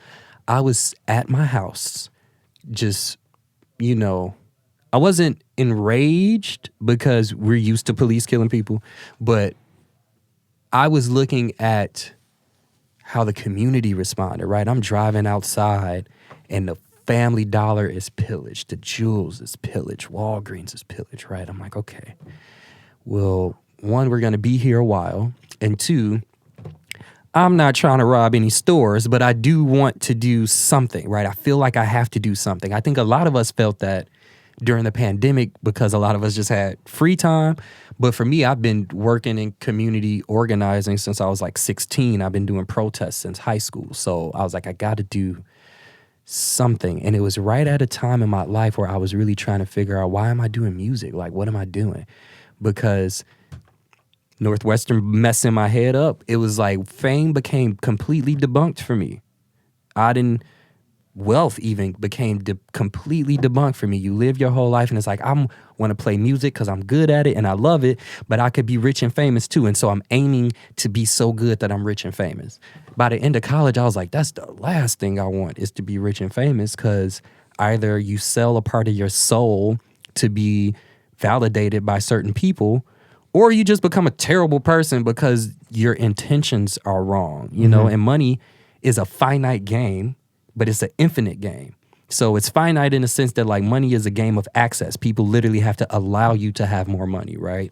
But it's also infinite because you could just print more and more and more and just be chasing money the rest of your life, right? So I'm going through this like quarter life crisis, right? At 26, 27. I was 26 at the time. And I was like, what if I just brought a band to the protests? I had already been thinking about, I had told my mom, like, I want a marching jazz band. That just seems cool. She was like, yeah, okay, whatever, you know. But I was like, what if I just brought a band to the pro? I'm thinking, man, what if I'm pacing the house like, that'd be interesting. A minute and a half later, because I'm a journalist, so I'm always watching the news. A minute, and I had CNN running all day, right? A minute and a half later, I hear on the TV, stay tuned. We're going to speak to jazz musician John Batisse, who brought a marching band to the protests in New York. I was like, okay? Like, what's happening, right? So I'm watching. I'm like, okay, God. So I sit down and I watch the segment. I'm like, what are the odds that this happens? Right? I didn't even know that was going to come on CNN. Like, I was shocked. I was like, okay, God, I see what. So the segment goes off. I'm like, let me really consider doing. And it was one other thing that happened that day. I got a text message from a friend. Didn't even know I hadn't even talked to that friend in months. Friend texts me, hey, are you still going to do that jazz marching band that you talked about last year? I was like, okay. I got to do this. And now I haven't told you that. Freedom Ensemble, we're performing at the World's Fair in Dubai next month. Wow. Yeah. Congrats. Hey, thanks. But that's amazing. In a year, from starting in my bedroom of having this idea, and that's why I say I used to think it was my inner dialogue until my environment started confirming things. And that's, for me, that's God. I don't think, maybe I have the power to influence my environment but I don't think that I do. That's you put yourself out there. Well, yeah. You're a go-getter. When you you are. How else are you playing in Dubai next month, the World's Fair? But I think that's part of it. Part of it is and that's my biggest issue with religion in general and how we practice religion, is that a lot of things are just put it on God. God will take care of it. Put it on Jesus. No. You have to do something first, and then God will, if you do 90, I have a song like this. If you do 99%, God will take care of the rest. But you got to do the 99%. You can't just wait for God to drop it in your lap, right? Or else I would never have manifested this jazz marching band that just so happens to now have a social justice to it because we formed at the protest, which is a whole, and it's all white people. Yeah. It's 3 or 4 non-white people in the whole band. Who would have thought? You know what I'm saying? Only in 2020 would that have happened. If it was the 60s, it would have been no white people almost, at least in the band portion of it, right? Mm-hmm. So sure, it's me and me taking the initiative, but I just really can't take credit because I just have learned from experience that when I really try to do things just in my own power or my will, or when my steps aren't aligned with my destiny, it doesn't manifest. But when I chilled and just listened to the universe, for example, because I always say the universe, I don't say God, and it's not because I don't believe in God, but I feel like the term God creates a certain image in people's head that's not reflecting of what I'm speaking of. Mm-hmm. When I say God, I mean the source energy that even if the universe doesn't thrive on it, we as humans thrive on it, right? Because I think God is like that. Okay, this will be my last theory. It probably won't be, but I got to say this. So I believe that the number one proves the existence of God. I know that sounds wild. The number one. The fact that we can conceive of just an entity that can exist by itself without anything else. Across the world, we agree that that's God. And the only thing that can exist with or without anything else is God. Now, there's a conundrum in that because on some level, if there were no humans, can we argue that there would be a God? So sure, we can say yes if we believe in the God that a lot of us say we do, but on a physical level, you just don't know. Yeah. But the reason I say that is because everything that we perceive in our universe is based on two, fundamentally. You know you're you because you're not me, because you're not the wall, because you're not, I think therefore I am is cool, and that's how you have consciousness. But think about light particles, right? Light particles don't experience time, so they are existing and on some level would have a level of what consciousness, if we can say consciousness can exist without recognizing time passing. But they exist and they move and they're here, but for us, we don't have anything in our universe that exists by itself. Nothing, you know what I mean? So in order for us to really conceive of something that can exist without the presence, that can recognize itself without the presence of something else, the only thing that we universally agree on that can do that is God or a God figure. So to me, the fact that we can conceive of one, just not half of two, because that's what one really is for us, right? Everything is based to. Yeah, numerically speaking, yeah. Right. Yeah. I mean physically, everything is it's always something that you're comparing yourself to recognize your own consciousness. Yes. So when I say one in that sense, it's not one as in its own unit, but like not me. You are you and I am me. And so therefore we're distinct. But I think if there's like a one as a total, its own entity, the only thing that we universally agree on is God, that can exist completely on its own without us, without anything else. So to me, I can't prove it yet. I'm not trying to go to school for it because that's exhausting. But I'll believe it, like the only one in our universe is God. So like when I accepted that, I was like, that radically changes how I think about everything. Like, do I need to be the one? Maybe not. Maybe it's not even a good idea to try to be the one, because one, somebody's always going to come along that says good or better at some point, you know? That's how it should be. But how much power is there in recognizing your oneness with somebody else, and like recognizing that you actually, like, our universe is designed for us to have at least one other person or being or something to compare ourselves with or to or learn from. God knew how egotistical we were going to be, so we don't exist in these vacuums in life. We all need each other on some level, each other's paths, each other's virtues and disadvantages to like actually grow and learn and exceed.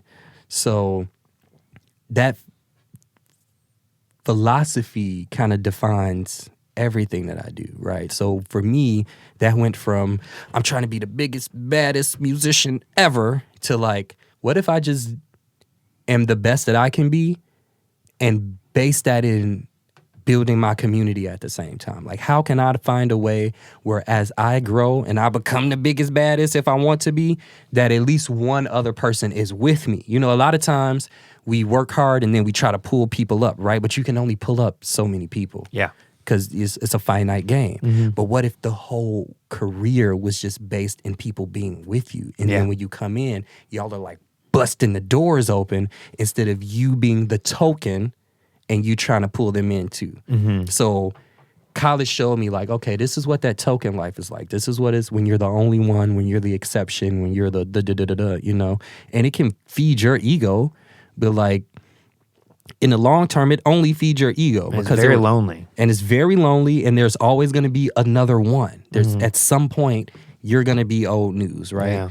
So I don't want to be the one. I mean, you know, I don't want to be the one. That's not my goal. I'm not here to be the only vibraphonist, the best ever. Like, I'm trying to play and sound like the best ever, you know, but I'm here to say, I have these talents. I've been blessed with like knowledge and resources and networks.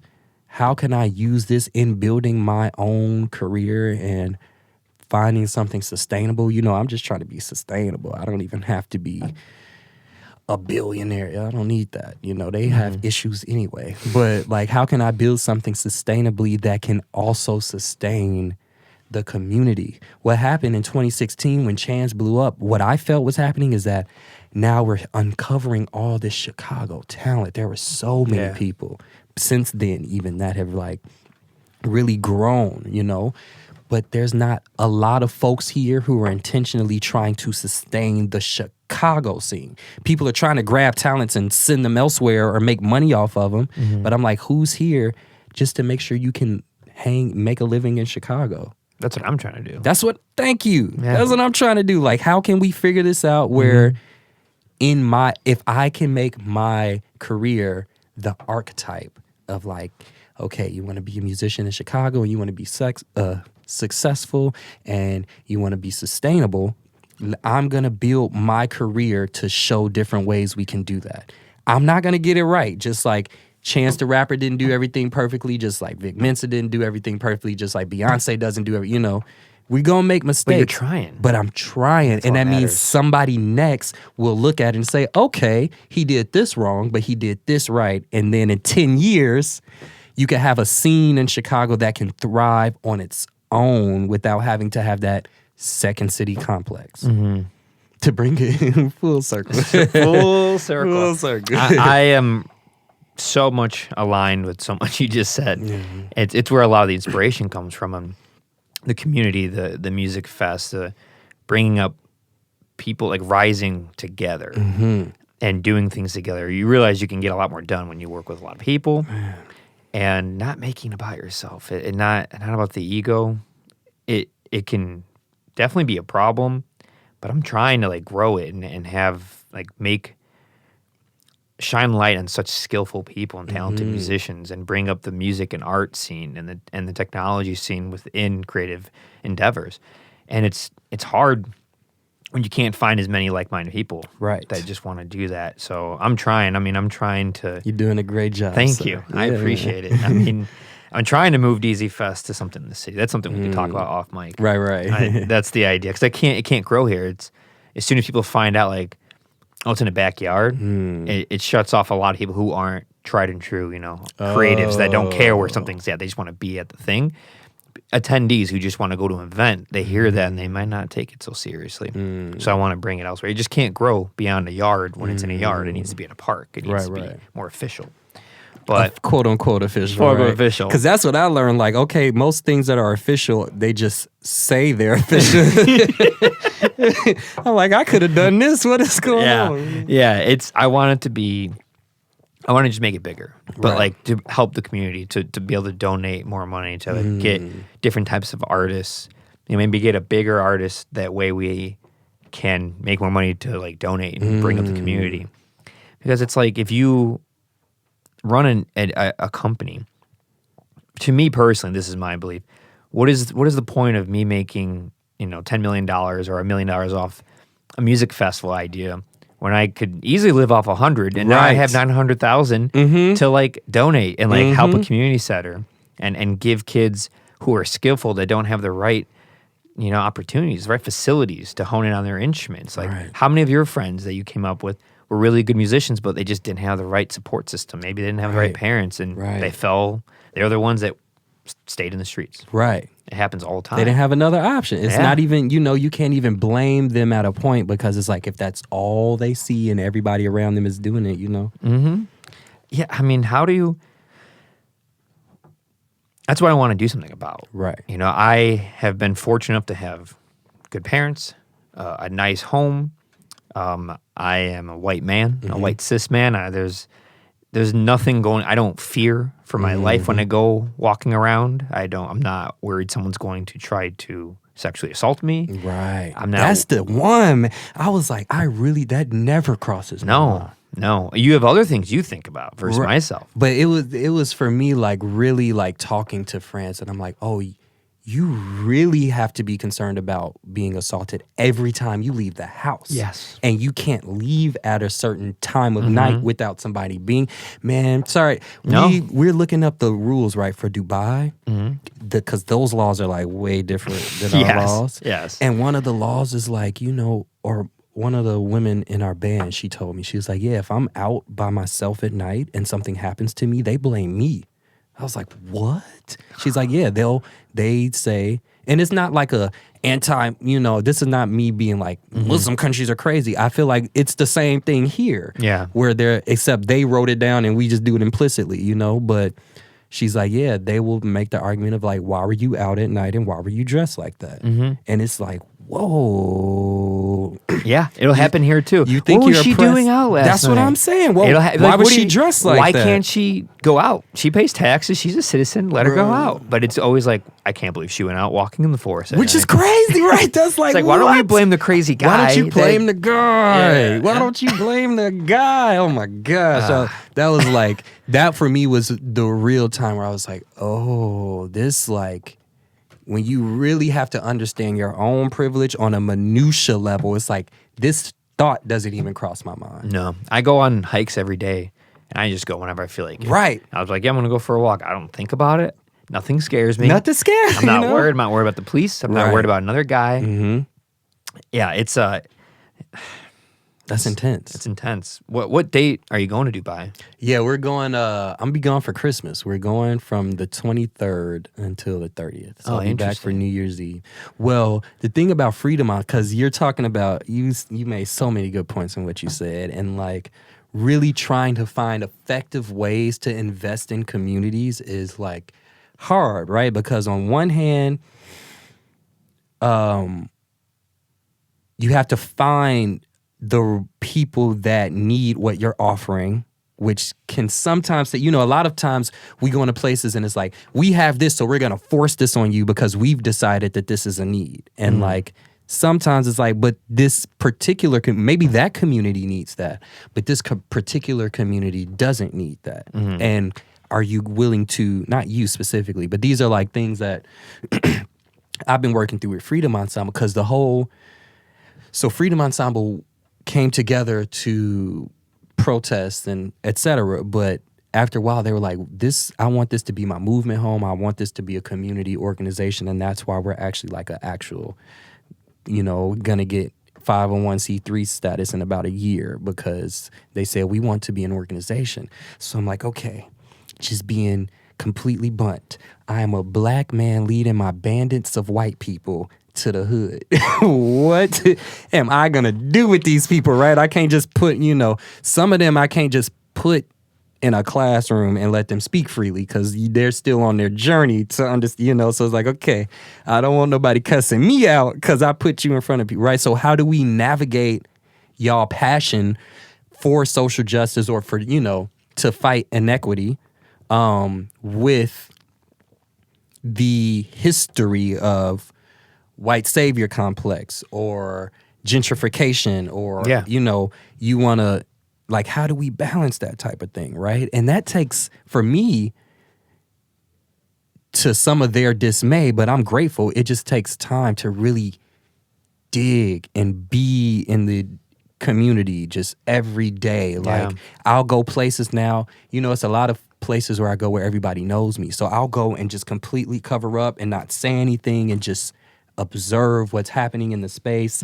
And now we've carved out a space with the musicians, right? We first thought, well, we can just go, we can partner with other community organizations and just work through them and hit the communities through that, right? But that's still a barrier to access because you're not directly engaging with the community. And you still have this like savior complex of like, we're here to save the day now, But what we found was like, oh, we can do this for our own community and be specific about who we target. And from there, it'll affect all of those other communities we were looking for, right? So what we've decided more or less is like, we're going to target musicians. The music community itself needs a lot of organizing, a lot of help, especially when you get to talking about non-unionized musicians who are getting exploited on gigs. They don't have any insurance. They don't have any resources. You got cats who go on tour 6 months out of the year and come home just breaking even from the tour, right? Yeah. Like barely able to pay their rent type of thing.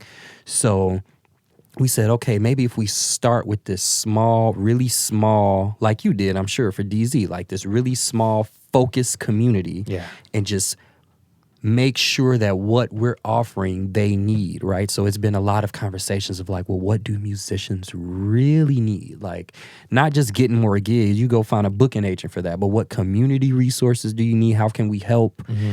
Really finding that market and that niche, and then building a structure that is anti-capitalist, which is hard, right? Because we're used to, okay, you're a director of this and you're a director of that and you're head of that. And that's just how like we are used to organizing as humans, because every major organization in our society is designed that way. It's very rare that you have an organization that has like a horizontal power structure, right? It's usually like you have somebody at the top and then everything is a triangle from there.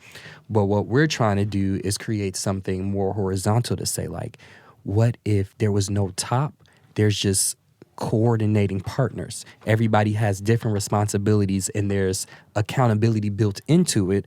So in the case that we're going into this neighborhood and you have this idea, if I know that that's not going to work on this neighborhood, I can come in and say, nah, we shouldn't do that. But at least there's 3 other people there where we can engage in debate. And then what the group says, well, we have an accountability council too, so that's like another thing. But what the group says more or less is like, this is what we're going to do as a group, and we move forward as a group, and we are intentional with like what we're doing. So we've had a lot of conversations recently about like, okay, you work in North Lawndale and you're doing something over here. we don't want to just come and just throw money, because is that what you need? You don't really need that. Okay, do we need to come and play at their block club party? Nah, you don't really need that. So what do y'all need? Oh, you have a bunch of music students over here and they don't have instruments. We can help with that. How can we get these kids in, like, very direct? And now they're like, the Freedom Ensemble gave us instruments. Oh my! Now they love us. Now we start building a rapport with and we found that if we just keep hitting little pockets like that, it's slowly growing into, now we have a mailing. I was doing a jam session all this summer, and we were also just doing things at other places. Now we got a mailing list of jazz musicians alone that's like 400-something people long. And they're all I got people that's like 80-something to people that are like 19. And that's the community that we start with, right? Like, now we're hitting them up. What do y'all need to see from a community organization built for y'all in Chicago? And that wasn't my vision going into it. But when I came out of school, something... it's that God. That's why I say I don't know if it's inner voice, because maybe it's inner voice. Maybe they're cotangent, but for me it's God. And it was that voice of like, you need to be in Chicago to take care of your community. Like, you can go to New York. When I graduated, man, I had offers to go to New York. I had offers to go to LA but God was like, you should just stay here. Yeah. Guy, air quotes, right? New York and LA are very tempting. Man. They're tempting. I've been tempted. They're tempting. But it's like cats go out there and I'm not rich. I'm not even close, right? Yeah. I'm just now becoming financially stable, right? Yeah. But I'm on a gig by gig basis or performance by performance basis. I'm like, oh, I would be making less money in New York. Even if the check was the same, the price of living is so expensive, so high. It's bad. Or I could go to LA and they have a scene, but it's not as many gigs for jazz musicians. So it's like, okay, I'm in the studio scene and I get to say I'm in LA. So I'm glad to talk to you about this, because you understand the plight of the independent musician. And so many of us, it's like, we got to go on tour. Like, that's the pinnacle of being a musician. I played in my home city, and now I'm on tour, and now I'm a musician. But I'm like, we live in a virtual world, first of all, so you don't really have to tour unless somebody really wants you there. Because if they just want to see you passively, they can watch you online, you know? So you have to build up a demand in that city to really profit off of touring. Like, I just know so many cats that do a 2-3 week tour, and they're like not making any money on tour, But the other thing is, like, what I think is the real benefit is, like, making a living as a musician is probably best done in smaller hubs than in, like, trying to tour the world every 2 weeks, right? We get some of those musicians oftentimes backed by institutions, right? They're touring the world, they look world famous and blah, blah, blah. But it's like the cats who have just kind of done it themselves and had to figure it out. A lot of times they found like one city that loved them, and now they are making more money than the people on tour and living a better, quality of life. And they're just in Memphis. Yeah. Or in Austin or in Chicago. It's this cat, Willie Pickens, who may he rest in peace. That man changed my life musically, for real. One lesson with him and I thought about music completely different. But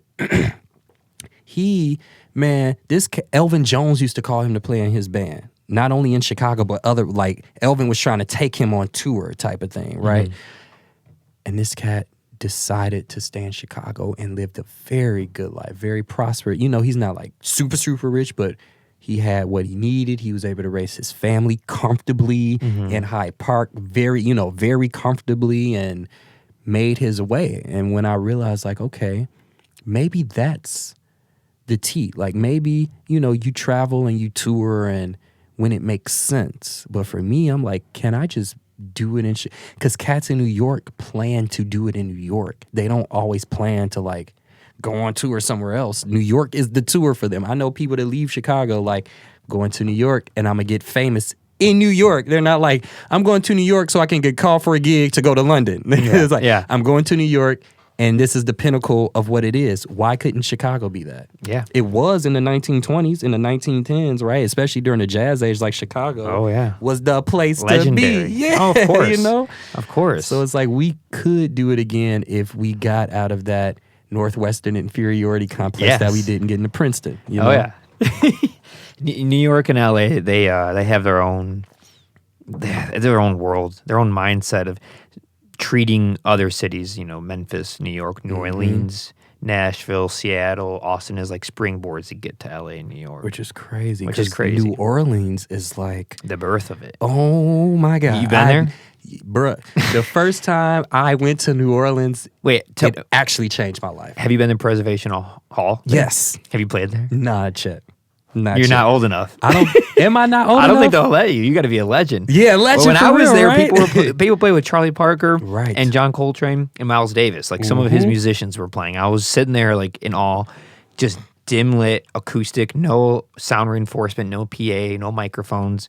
I saw it twice, a concert hall or a show there, and it was screw Bourbon Street, man, screw all that stuff. That was legendary. Post pandemic, I wasn't trying to go to Bourbon Street. Yeah, no. But New Orleans is the only music that actually gives me goosebumps now. Like those street bands in New Orleans, I get goosebumps. Good. They're so good. They're wild. And they're they're very proficient, but what they're playing is actually very simple. They just make it sound so good.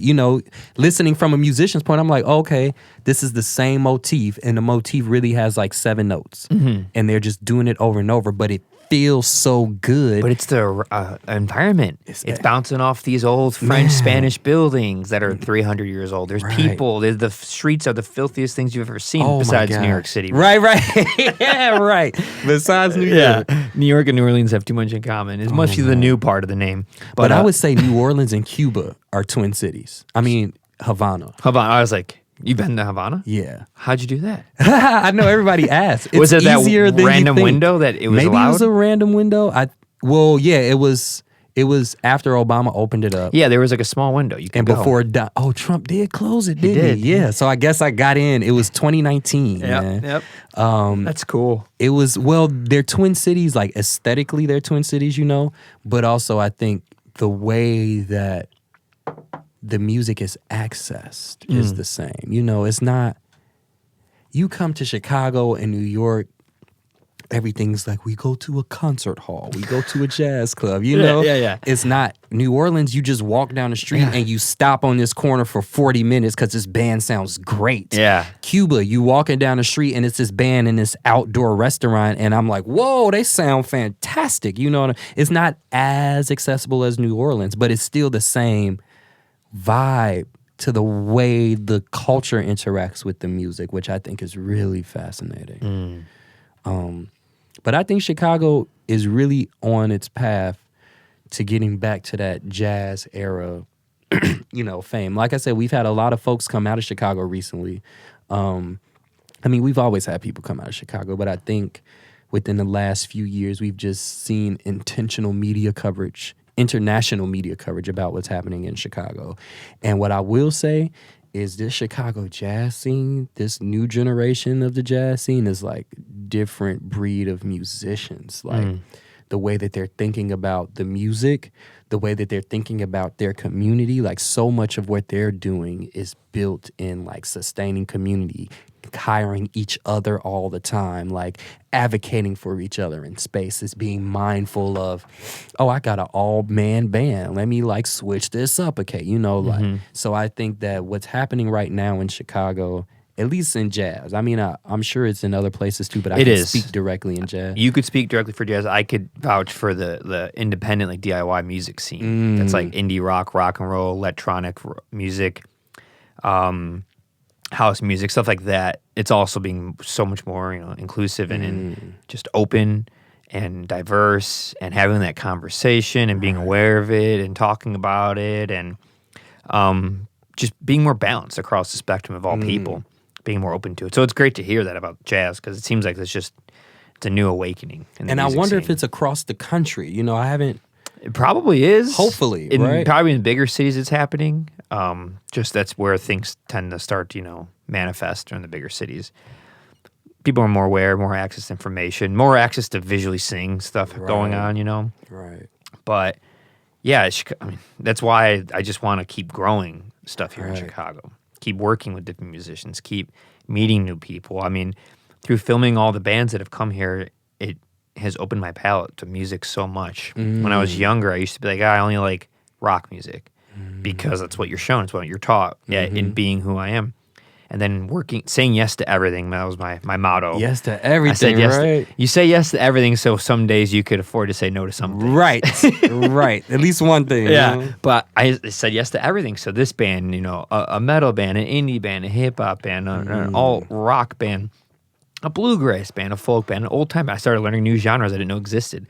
This jazz, that salsa, this whatever. I'm like, yes, yes, yes. Before you know it, not only as an audio engineer did I learn how to properly record and capture this music that is different, but listening back to it while it was happening, and then in the studio once they left and I had to edit it, it made me realize like, oh, I love all music. For different reasons. There's different technical things going on. There's different inspiration here. It comes from this place historically. It's inspired by that.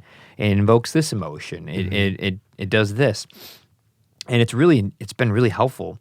But if you don't do that and you just like stick to your genres and music, your world stays kind of small. And you don't really understand the genre. No, you don't. Because if you only study the Bible, you don't really understand Jesus. You have to study the Quran. You have to understand. If you only study U.S. history from the perspective of your high school history book, you would think that slavery was a great time. It was a vacation, you know?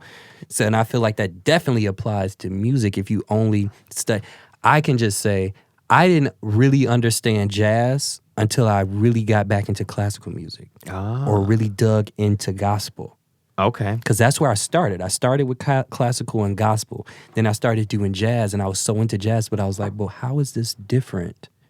When did it start branching from classical jazz? Like when did it start, like turn of the century? 20th century? When did it start branching? When did jazz start becoming its own genre? When did it start branching? So, yeah, that's interesting. So my opinion is, you know, you have a lot of folks that say, like, we don't call it jazz, we call it Black American music, right?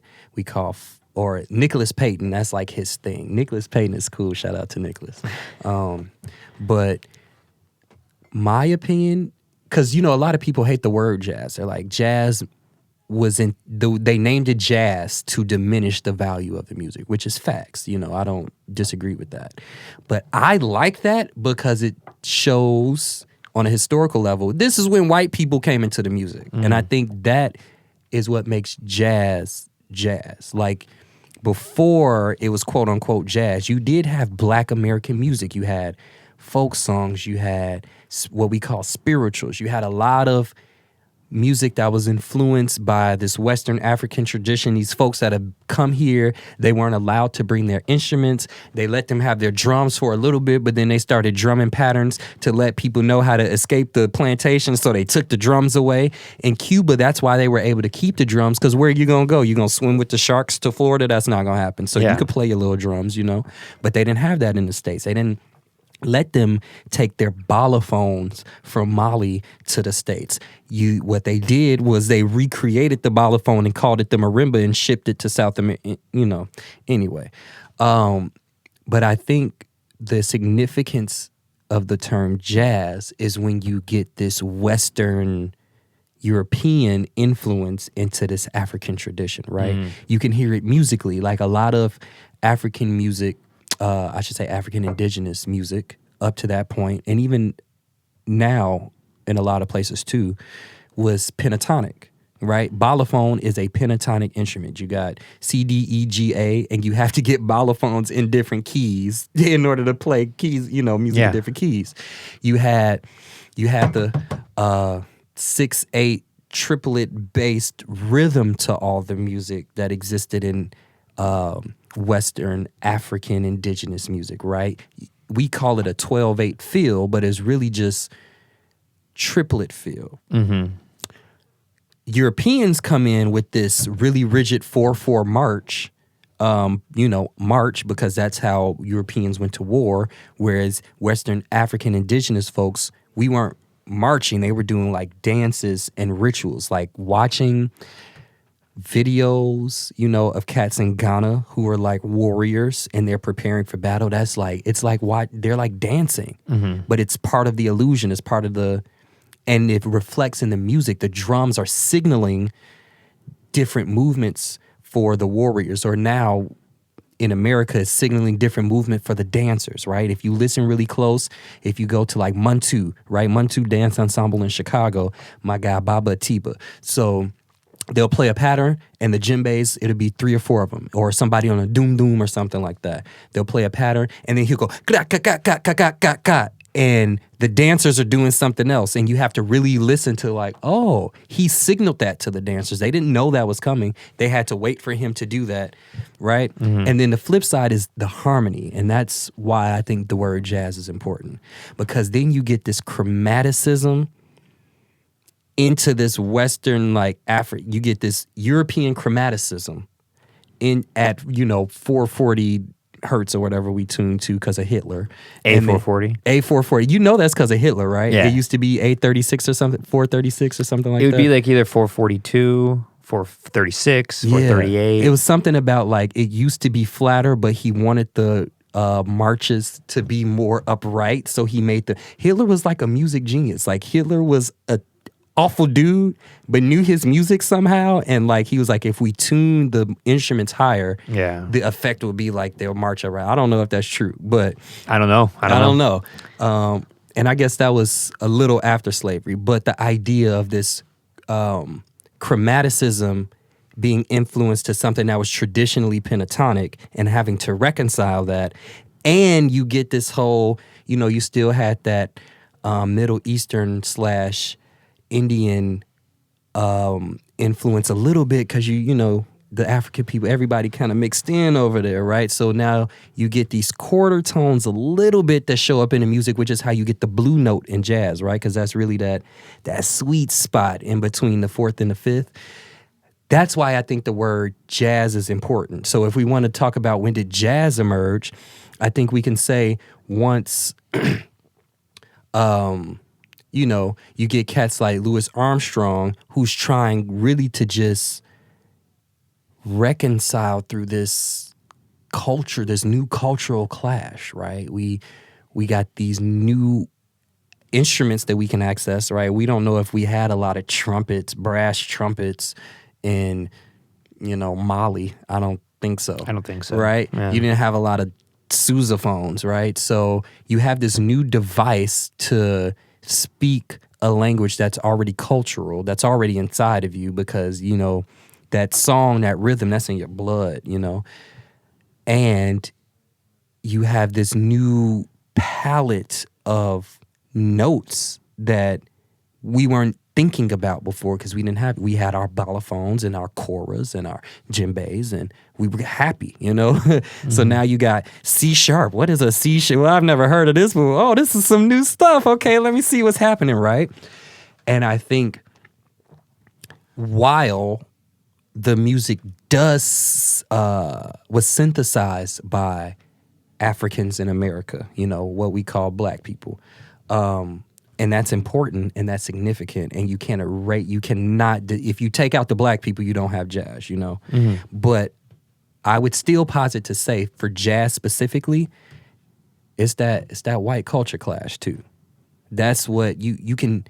Jazz was born out of oppression. So who are you being oppressed by? That's still a factor in the music that you're creating. It shows up, like I said, in the harmonies and the rhythm. They had straight 4/4 march, and then we had the 6/8, So now you get the swing pattern. It's just mixing those two. You get your 4/4 march in there, but you still get the triplet feel, right? Yeah. We had a diatonic system that you only have so many notes, so rhythm is important, but also how you play the notes is important. Now we have this chromatic system where we have like twice as many notes at least, if not a little more, right? You get 14 notes in a chromatic system. But you can hear that in the playing. You can hear how we've chosen, because if you listen, my favorite is like early jazz, really early traditional jazz. Especially what year are you talking? Like Hot 7s, Hot 5s. So that's like 1920s, I think. Okay. I think that's 1917, I think, was W.C. Handy. Anyway, I think that was St. Louis Blues, so not too long after that. But anyway, when you get to hot sevens and hot fives, the solos, Louis Armstrong solos, are pentatonic bass. He's not going. That came way later, right? It was very pentatonic. You still hear the culture in how he played. Now, you could still hear some of that oppression when he gets to when he really started to dig into blue notes, or when he gets some of those ground notes. Right? You hear how the culture has impacted his sense of harmony and the notes that he chooses to highlight, right? Mm-hmm. You fast forward to swing era and then not even get to Charlie Parker. And what Charlie Parker did was say, okay, like Louis Armstrong and those cats, Johnny Hodges, all of those early cats, they were like, well, we can do this. We figured out how to navigate the system through this music, so we just gonna play and make y'all happy, because when y'all are happy, y'all not trying to hurt us. You know what I'm saying? Like doing it more out of fear? I mean, I think full circle. Like I said earlier with my students when we were talking about, like, can you be happy in an oppressed state? I think that the musician, I mean, I can't speak for them, I wasn't there, but from my experience, I do it to bring myself joy. It might also be to alleviate violence. Mm-hmm. That's what we've seen with the Chicago Freedom Ensemble. I take the band to the protest. People aren't trying to like throw rocks in the building. They're just dancing, Mm-hmm. But from a musician's standpoint, I'm sure like that was their only source of joy, because the rest of the society every day when they weren't on the bandstand was constantly violent and oppressive towards him. Louis Armstrong, it got to the point where he had to make a rule to say, if you are not allowing an integrated audience, or at least not allowing black people into the space, I'm not going to perform. I'm not performing for all white audiences. And that was like in Chicago, man. Not even the South. Everybody acts like Chicago was so woke. No, Chicago was just as racist as Mississippi. But he had to make that a rule to say, if there are no black people in the audience, there's no Louis Armstrong, mm-hmm. right? So I don't want to say that it was out of fear, because I think that's the thing that brought them joy. But when you listen to the playing, you can hear the pain in the playing. That's why we love the blues so much. Mm-hmm. If the blues was just da ba ba da do do do da da da da da, we'll be like, okay, this is cute, it sounds happy. But we love the blues because it sounds like you've been through something. It sounds like tension. It sounds like a group of people who are being oppressed by another group of people. It really sounds like that. Absolutely. And you can't divorce that. So I am a proponent that Black American music is a thing, and jazz in a lot of ways is a subgenre of Black American music. Mm. But the thing that makes jazz is the collision with this white culture. It shows up in like I said, harmony, rhythm, and just the way the music is a response.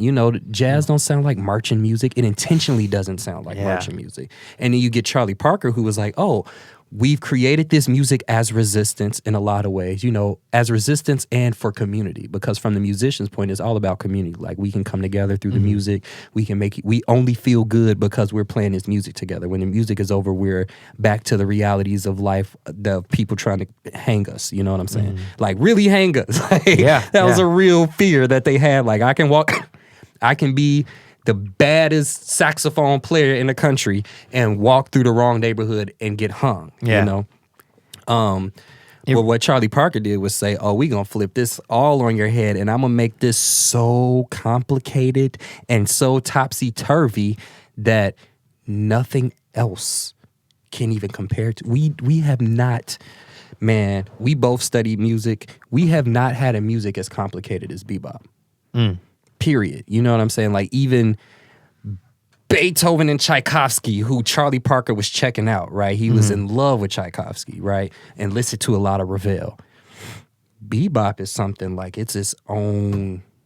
You got people spending a lifetime just studying bebop. You know what I'm saying? So it's just interesting to see how we collectively have used the music to resist, but to reconcile, right? Because you get to today, and yeah, there are issues with the whitewashing of jazz. I think that that's super real, but you get a lot of cats that people are cool with. Like, this person plays and they studied the stuff, and we all respect this cat because they study. We don't care if this cat is, Japanese. He could play his butt off, so he's welcome. And I think that's unique to jazz. You don't get that in country. People were trying to cancel Lil Nas X because he won the Country Music Award. Remember that? They were like, how dare you let this little black man rapper who's gay win our country. Beyonce, when she performed with, who was that? She performed at the CMAs with the Dixie Girls. Is that their name? The Dixie Chicks? Dixie Chicks. I think they changed it from the Dixie Chicks. Right. They changed it from, whatever it is now. I don't know what it is now. But when she performed with the people were pissed, and that's Beyonce. Like, how can you be mad about Beyonce? So I think jazz uniquely is like, come one, come all, because that's what it was designed to be. Like, this can finally be our space. Mm-hmm. That's, we can share it with other folks, but this is the space where we can be happy and where everybody is equal. There's no, you don't get on the bandstand and you're like, well, I'm a white man and I'm, it's like, no, you on the bandstand, you better be able to play or you're going to get off the bandstand. Yeah. And I don't care what you are, you know? So I just think jazz is like, jazz specifically, I don't mean Black American. I think Black American music should be for Black people, but jazz as this kind of like culture clash, which it, on a historical level is, I think jazz is the key. If we can, one, remember that the Black folks did originated, like that's not a lie. And we can't erase that from the history. And that's what happens a lot of time. People try to erase, Benny Goodman, Benny Goodman was killing, but he had Lionel Hampton. Tommy Flanagan was killing, but he had, or Fletcher Henderson was killing, but they had, cats in their band. Even folks like Frank Sinatra say how they listen to Black dudes like Johnny Hartman, I'm sure Buddy Rich, and Buddy, might be the most famous drummer of all time. Bruh. Old white dude who always wore a turtleneck. I don't know how he pulled off playing with that on. Bruh. Just sweating profusely. Sweating. But I'm sure his inspirations were all Black men.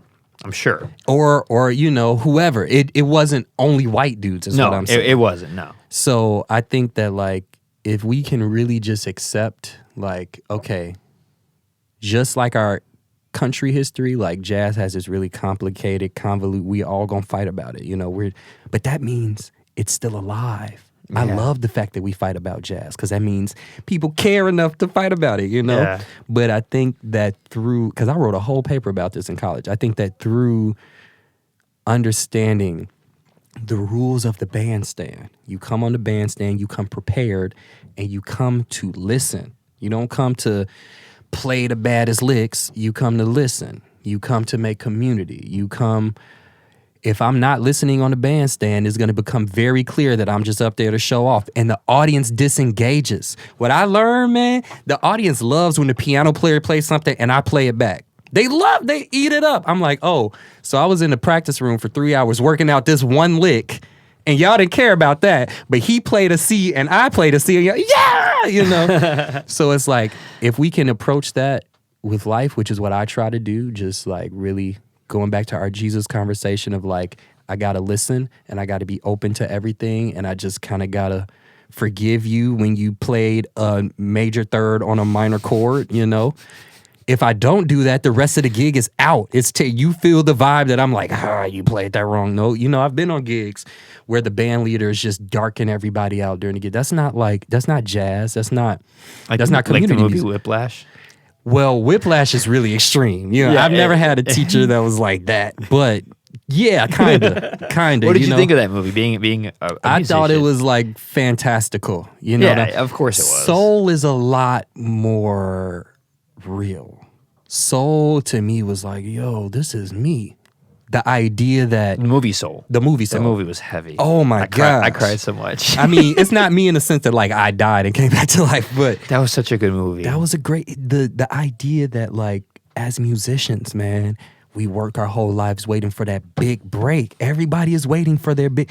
And what I've had to reconcile is like, the general common person's lack of understanding about how the music industry works. And so they don't realize that there's no one big break, because history always teaches like, and then this one person came into their lives and everything was different, or they had this one gig, but like in real life, that's not how it happens. Yeah. And the movie Soul was like, okay, you just had, you just played at the World's Fair and now it's over. Mm-hmm. So now what? Like, is this the end of the road for you? You got your big gig and that's it, Mm-hmm. It was like, dang, woo, I gotta really take this in and say, okay, this is true. It's not about a big break. It's just about every day, like any other blue collar worker, every day you're just trying to do better and get more breaks and more opportunities and more, just different ways. He was a music teacher. Tia Fuller, she's not the voice, but she played sax on the movie, so I always call her Tia Fuller, but I forget the character's name. And Tia Fuller's so cool. But, that character was like, oh, now we're playing with music teachers, right? I'm like, dang, I really know people who think that once you become a music teacher, that's it. Like, that's just, that's the end of your performance career. That's the end of your soul, essentially. Mm-hmm. But I'm like, in Chicago, man, some of the baddest musicians are music teachers. Mm-hmm. Like the ones I'm calling first are the ones that have doctorates and are like, running programs or part of programs or whatever, Mm-hmm. So that movie to me is a lot more analogous with my experience as me. Whiplash it just felt like, I know a lot of classical teachers like that. I'm not gonna lie to you. Like clarinet teachers, percussion teachers. Bassoon teachers. They cut up, okay? Like the classical world is a whole different man. But none of my jazz teachers are like hitting my fingers with sticks. You know what I'm saying? Yeah. That wouldn't fly in 2021. People be getting canceled. Oh my gosh, you'd be getting canceled. You might get fired depending on who you are, But I'm glad we're here. It's a really good space to be in, I think, as a society, to recognize that, hey, some of the traditions we've had suck. Like, we don't have to keep doing this. No. So. Well, we're having these conversations. And we're like on the same page about it. Man. That's been an experience. Like, especially coming out of Northwestern, I was like, white people are crazy. What the heck? It's like... But you're thinking of a certain kind of type of white people. Now, I realize that there's a lot of them. It's a lot. I'm embarrassed by them, too. No, it's just... everybody's crazy, though. It's not, everybody has those folks in the community that are crazy, but... I think that it's not about color blindness. Like, we don't want to be. You want to recognize that somebody's different and has a unique experience. Sure. But it's just the ability to accept that their experience is valid, even though it's different. And I think that's something that people everywhere have trouble with, being like, oh, this challenges what I previously believed, but I have to just accept it as at least your truth. Even if, like, it doesn't necessarily resonate with my experience, I can't just be like, oh, that's not your experience, because this is how I live. It's like, you got to really, on every level, we just got to, okay, this is not what I was expecting or not what I was experienced, but now am I going to validate this? Because this is another human who's clearly lived life and clearly has experiences, and even though they're not analogous to mine, like, how are we gonna... And when we spend all of our time like thinking about how we're different or what's wrong, I'm of the opinion of, when I meet people, I'm trying to find out, how are we alike? How can we find common ground? Because as soon as you establish common ground with somebody, a lot of that other stuff and a lot of those other issues you can work through. Somebody's willing, like you said, you're willing, when you're not closed off to something, you're willing to learn about somebody else's experiences and their plight and what they go through. But, it's just about like being confident enough in your own experience to know that it's valid. And then you can say, well, I know my experience is valid, so I have to acknowledge yours as such, Yeah, you have to be humble and be like, I don't know everything. Right. What is that person's experience like? Like, ask the question. Sit there and talk it. And if you're really nervous or anxious or embarrassed, like, then use, like, preface with that. Like, listen, like I said earlier, like, this comes from a place of ignorance. Like, let me know. Because I want to know. I don't want to assume. I don't want to have to Google it. I just want to ask a person who grew up in that area. Now, there are some people that might push back, right? I have a lot of, when I was doing, like I said, in college, I was the quote-unquote vice president of diversity and inclusion. Okay. And I hated that title. I was like, what is this madness? We really want accessibility. And what did I say it was? Accessibility and something else. I think I called it accessibility and equity or something like that. Because I don't know if I want to be included. Like, it's some stuff I'm like, no, you can't leave me out of that. Like, you don't need this. Does not have to be a diverse space. This can be your space, you know? But I used to get a lot of flack for people that's like, you're explaining your experience to other people. Like, you shouldn't have to do that. They can inform themselves and blah, blah, blah. And I, on some level, see where some of them were coming. Like, some folks weren't even doing basic, like, Google searches of, like, what is institutional racism, you know? And Google is not going to tell you in a personal level, but to gain a framework. But I'm also like, well, in real life, you change your opinion because you meet somebody that changes your opinion. Yeah. Not because you did a Google search. Yeah. Because Google will tell you all types of crazy stuff. They'll tell you institutional racism is a building in Georgia. You know what I'm saying? Like, it's not going to tell me the things you shared. Right. That, like, I that sounds crazy to me. That sounds like people just trying to, like, well, I think it's a trauma response. I think when you're in an environment where your existence is tokenized or fetishized in whatever capacity, like, and I experienced this on a level after a while of being the only black, brown person in the room and you're getting all the questions and you're constantly having to validate your own experience. Yeah, after a while, you're going to shut down and say, like, no, I shouldn't have to validate myself to you. In fact, you're copying off of me in all your classes. So why am I validating? You know, like, just on a very literal level. But I think that's one of those where it's like the flip side of the coin of what we're talking about, of like, some people you have to, I've learned you got to just respect their, why they set the boundary, right? I might not agree. I might think personally like, well, if you really want somebody to change, you have to be willing to engage with them, right? Yeah. But if you had the experience of trying to do that and it was unsuccessful, or you had a really traumatic experience, I can't say that you're wrong for not being willing to keep doing something that wasn't working out for you, you know? So it's like, okay, well, I respect that you feel that way, just don't attack me for doing it, you know? So, and I respect the trauma response, because a lot of us just have, on some level, and I don't, I use trauma response lightly, because I think sometimes when you're in privileged spaces, the word trauma is really diluted. Like, you failing a class is not trauma. You should have studied. You know what I'm saying? But trauma is real, and people do have real trauma, especially when you're like a token of some sort, or even part of a small minority in a space that's literally designed for you to not be there. That's the problem with that's the problem with diversity and inclusion, in my opinion, is that it fundamentally is saying this space is not for you, and we have to find ways to include you. Yeah. Okay. And I don't like, because I wrote a whole article, diversity means die is two, right? So that means you're automatically saying there's a one that's here, and we're trying to make it more than just one, right? So who is that one group? In that case, it was the white students. So we wanted to be diverse, meaning we want to have non-white students.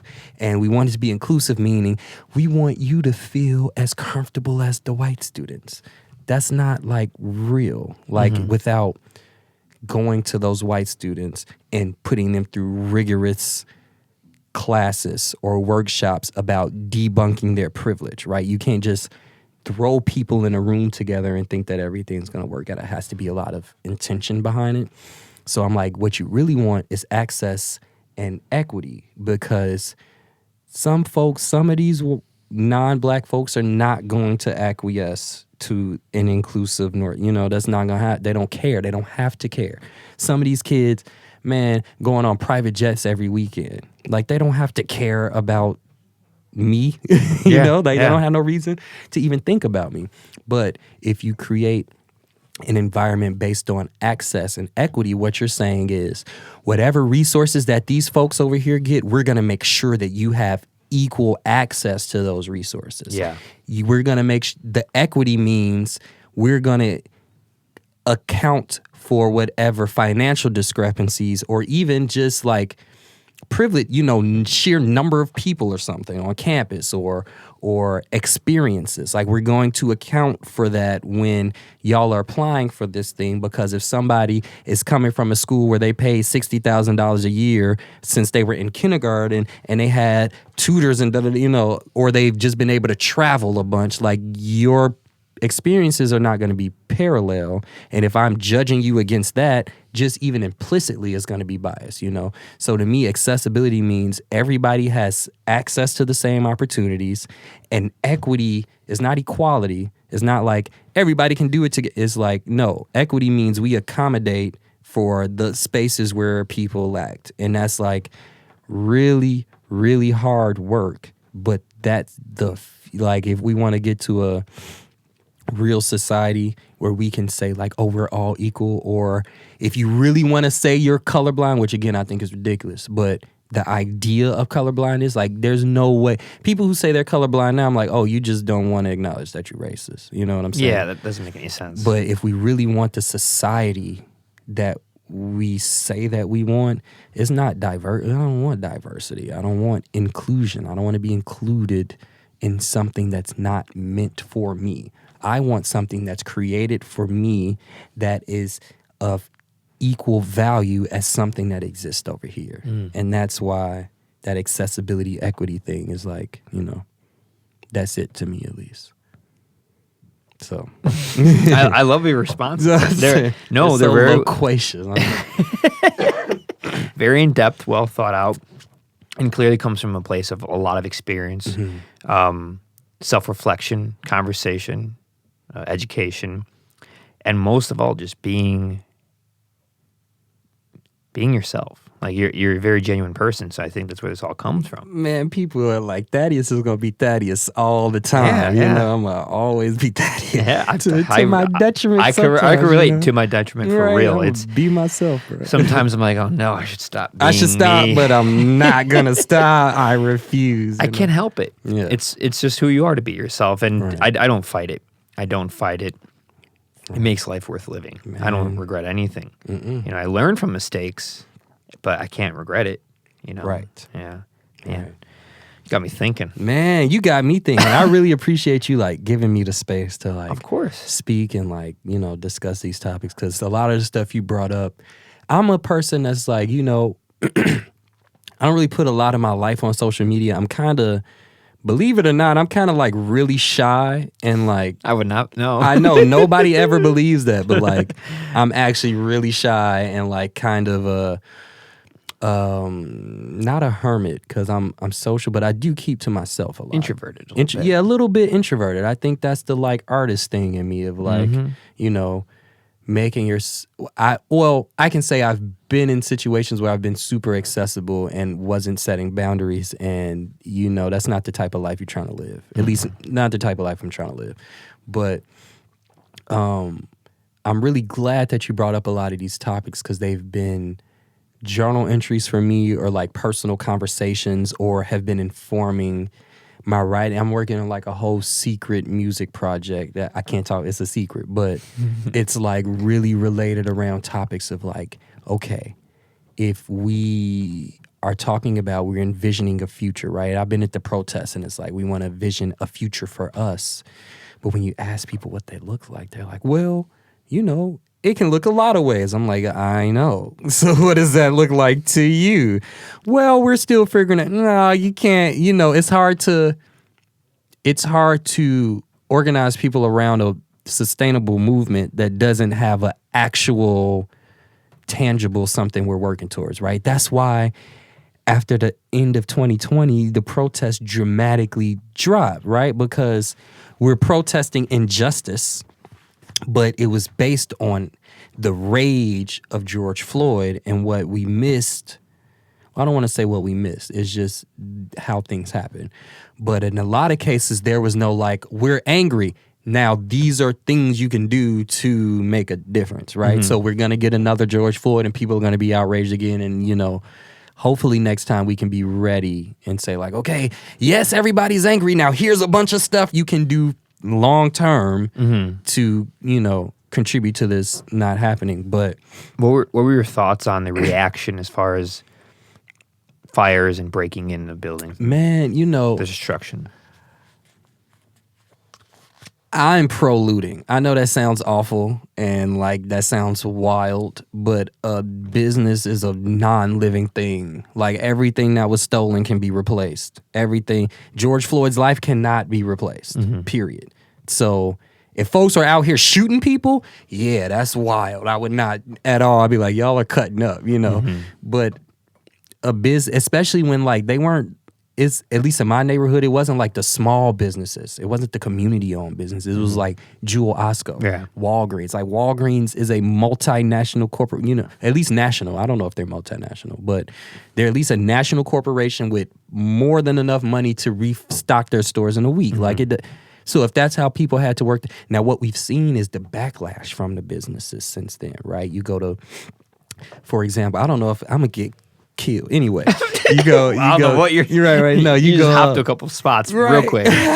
But for example, there was right after all of the looting and everything, they broke into banks and all of that, and a lot of black neighborhoods in Chicago, at least at Chase banks, out of money for days, out of money. And I'm like, okay, the machine works. You just don't. Why is there no money here? Why is there no money in the machine? I go to Lincoln Park. The machines are fine. I go downtown. The machines are fine. Okay, so Chase is not like out of money. Why is it just not money in these neighborhoods? Walgreens, after George Floyd, there was it Breonna Taylor? I don't want to say was it Breonna. The Breonna Taylor trial is what I'm saying. They closed in anticipation that people were going to riot. I'm like, that's mess. People need medicine. People need basic need, But when it's like a private company, it's a private company, and you just looted my store, and now I'm mad, and so I'm gonna punish you. And that's when I was like, okay, these people don't know what they're fighting. A lot of us don't know what we're fighting. We're not fighting like reason. We're not fighting folks who are like, oh yeah, I care about this, and so I understand why they did that, and I'm gonna just take this L. We're fighting the people who are literally like, no. This level of oppression is how I make my living. So you have to be dependent on me. I'm going to show you how you're dependent on me, right? So the looting to me is like, I just don't have this idea that we really own anything, right? We only own ourselves and our actions and our words. Like, I don't own these clothes. I'm borrowing them. I might have given somebody some man-made tinder to get this in return, right? Yeah. But like, you don't really own anything, and things are they're just things. They don't. So breaking things is like you just make another one, or it can be restocked, But this person's life cannot. Yeah. So if the compromise was people broke a lot of, because the other option is that people could have been cutting up and pulled up to suburbia and just let out. You know what I'm saying? Just blew the whole town up. So I'm like, yeah, you say thankful that it was just a couple buildings that were broken into. Like nothing, and y'all were able to replenish everything in like a week, maybe 2 weeks. So I think that it was a very... It did a lot of weird... There's a lot of weird byproducts from where people were just jumping on that wagon, like, oh, I'm just going to go break into stuff now because, like, I can hide under this guise. Right. And that's what bothered me a lot. People, like, not having... Not good intention or any type of, like, they're not protesting. They're just like, protesting. Well, I can get away with some theft because everyone's breaking into this Walmart. But the problem is, like, why do rich people don't steal in that way? Yeah. Let me not say they don't steal. Oh, they steal. They steal, but they not. When you feel financially secure, you're not trying to break into Walmart. No. So to me, the bigger issue is like they felt that it would benefit them to steal from Walmart. Why would it benefit you to steal from Walmart? Like what conditions are you living in where you're robbing a store for like food? Yeah, you're just taking dumb stuff from a Walmart. But if it's like, oh well, if I can get these eggs for free, then I don't have to buy eggs. Then it's like, am I really mad at you? Like, am I really, really gonna make this the hill I die on? Or am I going to die on the hill of this police officer sat on this man's neck for 7.5 minutes? Like, that's wild. Like, just the idea that you are consciously killing somebody. Yeah. What kind of person can you be? Like, we both probably get really mad at people. I ain't never been so mad at somebody that was like, now I'm going to kill you and intentionally take the time. You know, it's not like he shot him. Like, I think that's messed up too. You shoot somebody in the back 14 times, that's ridiculous, right? But he literally was kneeling on this man is screaming for it. You realize how heartless you got to be to hear somebody screaming for their life, gasping for air, and you just don't care. So if people tore up a couple buildings for something that's been happening for hundreds of years, it's just only now it's on camera. Yeah. I think they can get over it. Yeah. You know what I'm saying? Like, yeah. It'd be okay. No, I mean, I was out here just like taking it all in and thinking about what can I do now in the future to like help and make a difference, you know, relative to my skills and abilities and knowledge and education and privilege that's relative to me. What can I do? Not post something on social media. That doesn't do anything. You know, like. Well, I will say, like, there is I used to think that like posting on social media is a waste of time, but I have seen the social media to real life path a couple times. Right? Yeah, and how I do that is like literally having every type of person and style and genre play a fest here. Like that's what I'm saying. I'll post that stuff, but I'm not gonna like post some like article I didn't write that I'm not a part of. I have no say in this. I'm not, like, that's what I'm talking about. I'm not saying I'm posting stuff that will make a difference because I'm trying to make it all inclusive, trying to be promoting everyone based on merit and skill and who they are, and being open to everyone and every type of style of person, genre, music, art form. It doesn't matter. Philosophy, way of thinking, not shutting anyone out. Making just, it's all is welcome. It doesn't matter. That's why I like to post. That's why I like to promote. Yeah. You know? It's kind of crazy to think like how the intentions of a organization or a thing end up implicitly showing up in how it functions, right? Mark Zuckerberg, shout out to Mark Zuckerberg. Yo, Mark. Yeah, yo, Mark. But he created Facebook really to be cool. Like, we all know the story was like... To judge women. In his dorm in 2003. To be cool. He thought that was cool. If I can create this thing, I don't get no girls. That's really what it was. You know, I don't mean that to be like... No, we can mean it that way. But like, factually, he was like, a lot of women, at least the women that I like, don't like me. Yeah. How can I make myself relevant? Yeah. But that shows up in the culture of Facebook and social media because we had tagged and other things, but I think in a lot of ways, Facebook was a game changer in terms of social media because of so many multimedia things that it integrated. You know, you're looking at people, you're typing. Once videos came in, that was a whole thing, you know? And then live streaming completely changed everything. But it shows up like the culture of social media in a lot of ways is just like, I want to be cool. I want to have the largest voice or have the most voice. I want to, even if I'm not living this way, I want the social media world to think that I'm just so woke and it really shows up in how he started Meta to be some personal, self-blow, whatever. And it shows up in how people use the platform. Now, some of us, have been able to find different uses for it, but people kind of make fun of me for the way that I use my social media. Give me an example. Like, your social media is so, it's so raw, right? What do you mean? Yeah, so I'm like, what does that mean, Yeah. right? Basically, it's like you don't take a bunch of aesthetic pictures and post them on Instagram, or you just take a selfie with your Android and post it on your story. You know what I mean? Like stuff like, but I'm like, yeah, because I'm not using this to look cool. Like, I'm not on Instagram to show you how cool I am. I'm on Instagram to either document my life so that when I'm getting other jobs or even meeting people, you kind of know what I'm doing. Yeah. And to let you know about things that I'm doing. That's like, I don't need to be I feel like when you live real life and you really just invest in real life, you don't need to be cool on Instagram. You got real people in real life that can support, Yeah. Or like I use Facebook a lot. People are like, why do you still use Facebook? I'm like, because I'm a jazz musician and people under the age of 40 are not...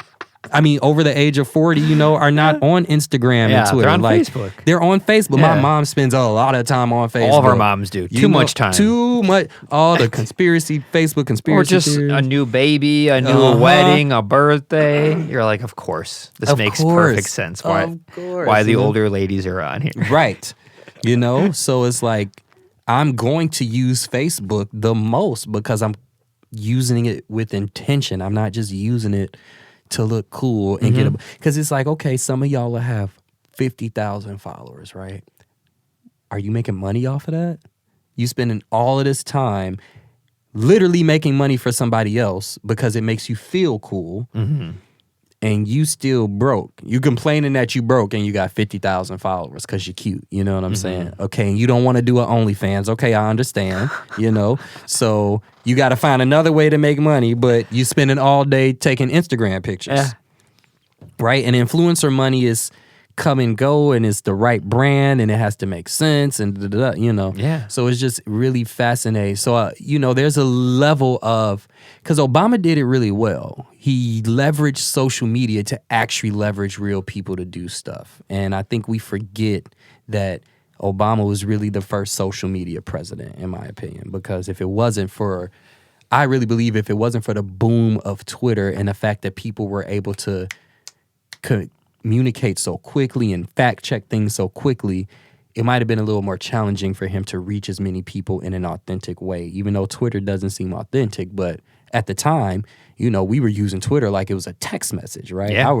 I go back on Twitter from when I was in high school, and I'm like, we are planning going to the ice cream shop. Why didn't we just text each other, bro? Why is this on Twitter, Yeah.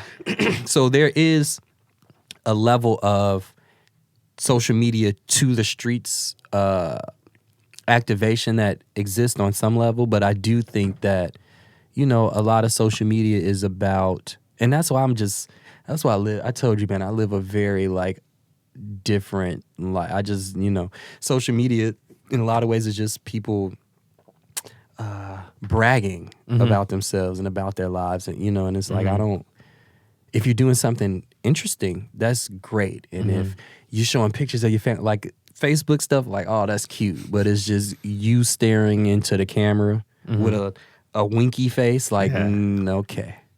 Yeah. I'll follow you real quick. Yeah. No, it's also tricky. creepy because, on the other hand, it's permissible to follow and obsess over strangers. Yeah. Oh, the pandemic was the wildest, oh my God, the stuff that was happening on social media. I'm like, you don't even know her at all. You like all of her posts. She don't engage with you at all. You know what I'm saying? Like, what are you? If this was real life, this would be harassment. That's like you knocking on somebody's door every day and they never answer the door, and you just keep going back and not. You know what I'm saying? Like, it's a weird form of stalking. It's a weird. I have found myself just constantly unfollowing stuff I don't follow. Man. And to be honest, and I'll be honest, more specifically, why am I following this woman? Right. Who is this person? Who is this person? I just unfollow. I'm like, I don't need, it's not real. I don't need this. This is nonsense. And it's not even celebrity culture, right? Because it's I'm not following her or him, but in this case, her, right? I'm not following her because she's doing great stuff and I'm trying to follow. I just think she's attractive. Yeah. And that's not really a reason to have, you know what I'm saying? That's not good for anybody. Yeah, it's not good for yourself. It's not good for them. It's not good for it because then exactly. No, it's. I try to be really. If I'm following something, it's because I like what they're doing and I support it, and that's it. And I try to do that. I only try to post what really is happening. Right. We really are doing this podcast. Right. And I post this is just what's happening in my life. This is very real. Right. Right. This podcast will exist in a video and audio form. Right. A band did come in for a session. A fest did happen. Right. That's me. Yeah, it did happen. One of my friends told me, she was like, yeah, you literally seem like you only post. She's like, you seem to live really low key. You do your stuff and you do it well and everybody knows about it, but social media wouldn't know. You just kind of post things after they happen. I'm like, Yeah. Yeah. Why else would I post? You know? You're living in the moment. You're being you. And those are the people that are the most authentic. Those are the people that are gonna, in 10, 15 years, they're gonna be like, oh, wow, this person did this. How did they do that during this time? It's because I wasn't on Instagram all day. Yeah. Just following pretty women. And shout out, I love a pretty woman, bro. Well, I mean, who doesn't? But it's subjective. Yeah, there you go. And you just don't want to be that person. That's another thing I've learned. The older you get, the more you speak with women, the more you've dated or gone in and out of relationships, you realize that like what is attractive isn't just looks. So looking at someone on Instagram, I'm like, I don't even know them. Like, am I actually attracted to them? Right. Probably not. So like, why is this even a thing? And then you get older and start to care then it's like, oh, I've seen a whole bunch of pretty women, bro. Yeah. Who are you? Like, I don't even care that you're pretty. I want to know what's going on in what's here. going on? What's in the mind? Yeah, like, what's in your soul? Seriously, what's in your soul? Like, your mind can be, some people are crazy. But like, if your soul is always going to speak in some way. You know what I'm saying? And that's the most attractive thing. Oh, my The most sexy thing is the soul. The soul. A good one. Somebody who cares about you, about themselves, and it's not a competition. It's not like I can only care about you or me. It's like I love me so much that I also can love you in a healthy way. That's the what do they call it? The potatoes and gravy, meat and potatoes. Gravy and biscuits. There we go. Man, it's social media is a really weird place as a creative, as an artist, as a musician, as an entrepreneur. It's a strange one. You'll always be told, like, oh, you gotta do this, do that, post all the time. It's like, I try, but I'm trying to, like, have my own life, trying to be, like, live in my own personal world where I'm like, I want to just be me. I want to just be able to do this without having to post about it. And then sometimes, like, you know what? I just try to, I have two goals. I want to promote people and creatives, whether it's coffee or someone's cuisine because they're a culinary genius, or someone's art, as far as like painting, drawing, poetry, architecture, metalworking, or someone's music, or other music I've discovered that I respect, or I'm trying to be funny. Right. I think humor is healing. Yeah. And I want to make people laugh. So if the dog that lives here that you met is doing something goofy while music's playing, while it's nature, then I'll I'll post. I want someone to look at that and smile. That's everything. And that's it. It's just so simple, but I don't know. It's a weird thing knowing that you kind of have to do it because if you don't exist on social media, right? If you're not famous yet, and you're trying to make it, whatever that means, then people think like you don't exist. Right. It's weird. Right. Like you're not on social media. It's like I'm in flesh and bones right here. I'm right here doing and you the thing. see everything that I'm doing like without Instagram. You know, like you're still here talking to me, and you found your way without social media. You know.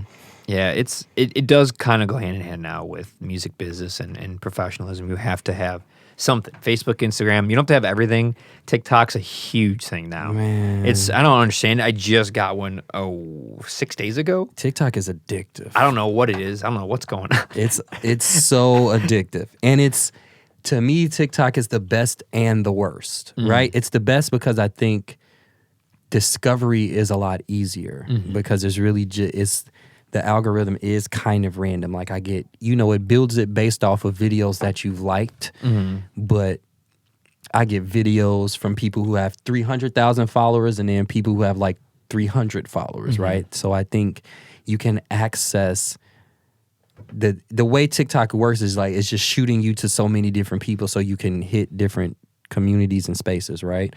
But the other thing about TikTok is that it's wormhole central. So you can be on TikTok all day long. Worse than YouTube. Man, once the algorithm finds what you like, then it just gives you what you like. Yeah. I've accidentally been on TikTok alone for like an hour and a half. I'm like, I got to go get up and do something, Yeah. But the other thing about TikTok that I think is worse than everybody else is you have to post like every day.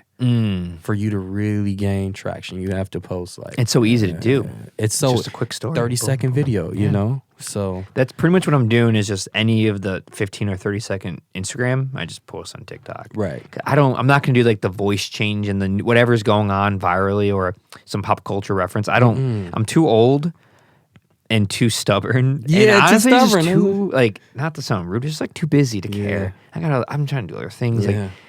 I'm trying to learn. I'm trying to have conversations. I'm not trying to like see if I could change the pitch of my voice to sound like a chipmunk so I can be relative to some other new viral thing that's happening. I don't know. It's funny, I guess. Maybe. Meme culture, I don't know anything about it. I don't know. I just, it just doesn't resonate with me. I can't explain it. Right. I mean, same here.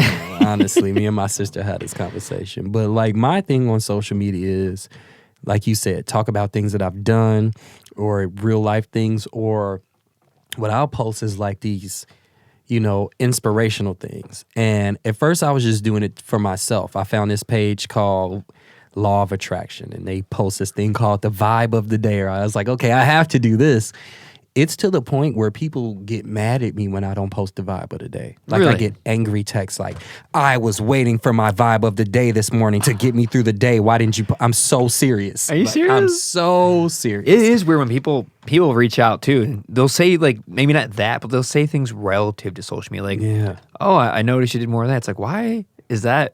Why do you care? You care, but they really care. Yeah. They come to my page and I've seen some of them like see what I posted that day, and then they'll repost it type of. I was like, okay, so it's like if you use social media intentionally, I think you can really make impact just in how people think. You know, I might have 100 people that watch my story about a show, and only 10 people actually show up to the show, but those 100 people are going to watch my next story that's talking about inequities in the Chicago jazz scene, and they're going to be thinking about it and having conversations. And now next time, 30 people show up to the show just because they were inspired, you know, with the thought. And that's how powerful it is. That's why you kind of like have to do it. It's like have to. What helped me become way more precise with it and more on top of it was finally realizing and talking to enough people, realizing it is now just part of the job. Like, and how you rationalize it is look at any big company, they have a social media department that just focuses on that. Any big artist has a team doing it for them. Well, they just take the photo and then they text it to the team and the team does it. Right. But if you're on your own, then now you're that. I am my own team. So I have to think about it. I have a friend come in, take the photo. I got to do that part real quick right before we do it. Right. Just because it is part of the whole gig, and that gets that many more engagements and that many more. And you never know who comes to the next thing, who wants to, how many more listeners I'll get on the podcast, which benefits the person that comes on, the artist, or whoever comes on, because now you might get 1 or 2 or 3 more people listening to your music, going to your show, checking out your project, supporting it, donating it doesn't really matter, but that's why I like to do this. I like to promote people based on like the privilege I have of having a house. That's another privilege. Having a home with a room where I can talk to people, having enough money and knowledge to purchase these mics. And these are nice too. Thank you. Classic podcast. Classic knowing how to work podcast, it, having a camera so someone can see like there's a, I always say, a perceivable white man talking to a perceivable black man, having a meaningful conversation. Like that matters. This stuff matters. Not everyone has the HD camera. So I try to take advantage in the smallest ways. There's people who have better versions of all this with bigger houses, but I'm not them. I'm me, and this is what I could do. And you can do what you can do. And I'm doing everything I can to keep it going and grow that way instead of, again, posting just text on an Instagram stories about how mad I am at an inequality. Man. It's like I want to demonstrate it by like doing it, like do the thing. Like I'm mad too, but like obviously I'm mad. Like obviously I'm mad. I don't agree with it. Like, well, of course I don't agree with it. But the crazy thing is, man, like in juxtaposition to that, my grandma, she's like 83, right? Her whole life, she's like 83 and is like today years old when she's like, this is not a real justice system.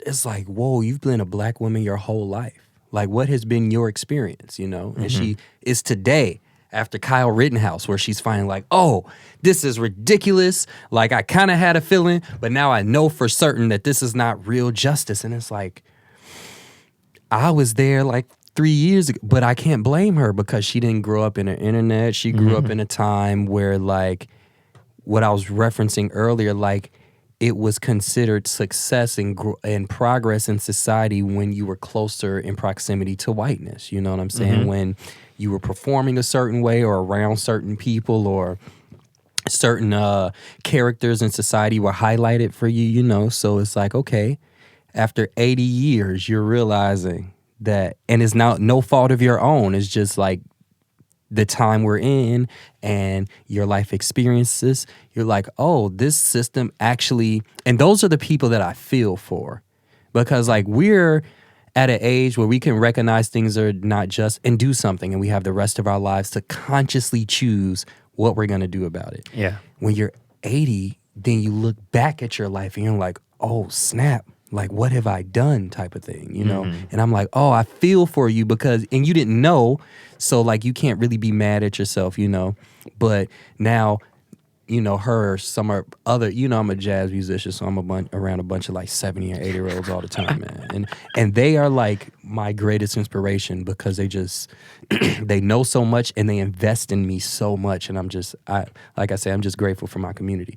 But it's a lot of them in that age range who were made to believe, you know, after civil rights era that everything was actually going to be equal and, you know, integration was really good and everybody was going to have equal opportunity, that trained their kids to almost like not question things anymore, right? Because everything is equal now. So you just have to act this way and everything will be okay. That are now realizing like, oh, that's not true. And what have I done to like my posterity? You know, what kind of things have I instilled in them that actually might be detrimental to them because I didn't know, and now I'm mad at myself, right? You know, like I said, they didn't know, so it's not their fault, but it's like, oh, what have I done? You know, I'm getting that sense from not necessarily grandma. I think grandma's still, you know, navigating it, but other folks that are just like, what have I done? Now I'm going to go so far in the opposite direction with whatever years I have left to try to inform the young people. Like, I'm sorry that I made you think this your whole life.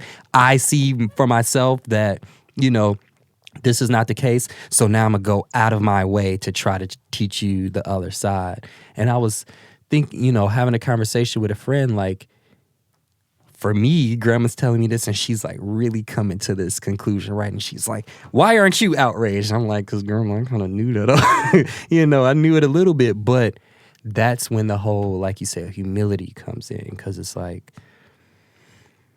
and this has been a tough pill for me to swallow. It's like when you recognize that you can think differently from your parents or grandparents, or you might even have a more refined opinion about something, that means they did their job.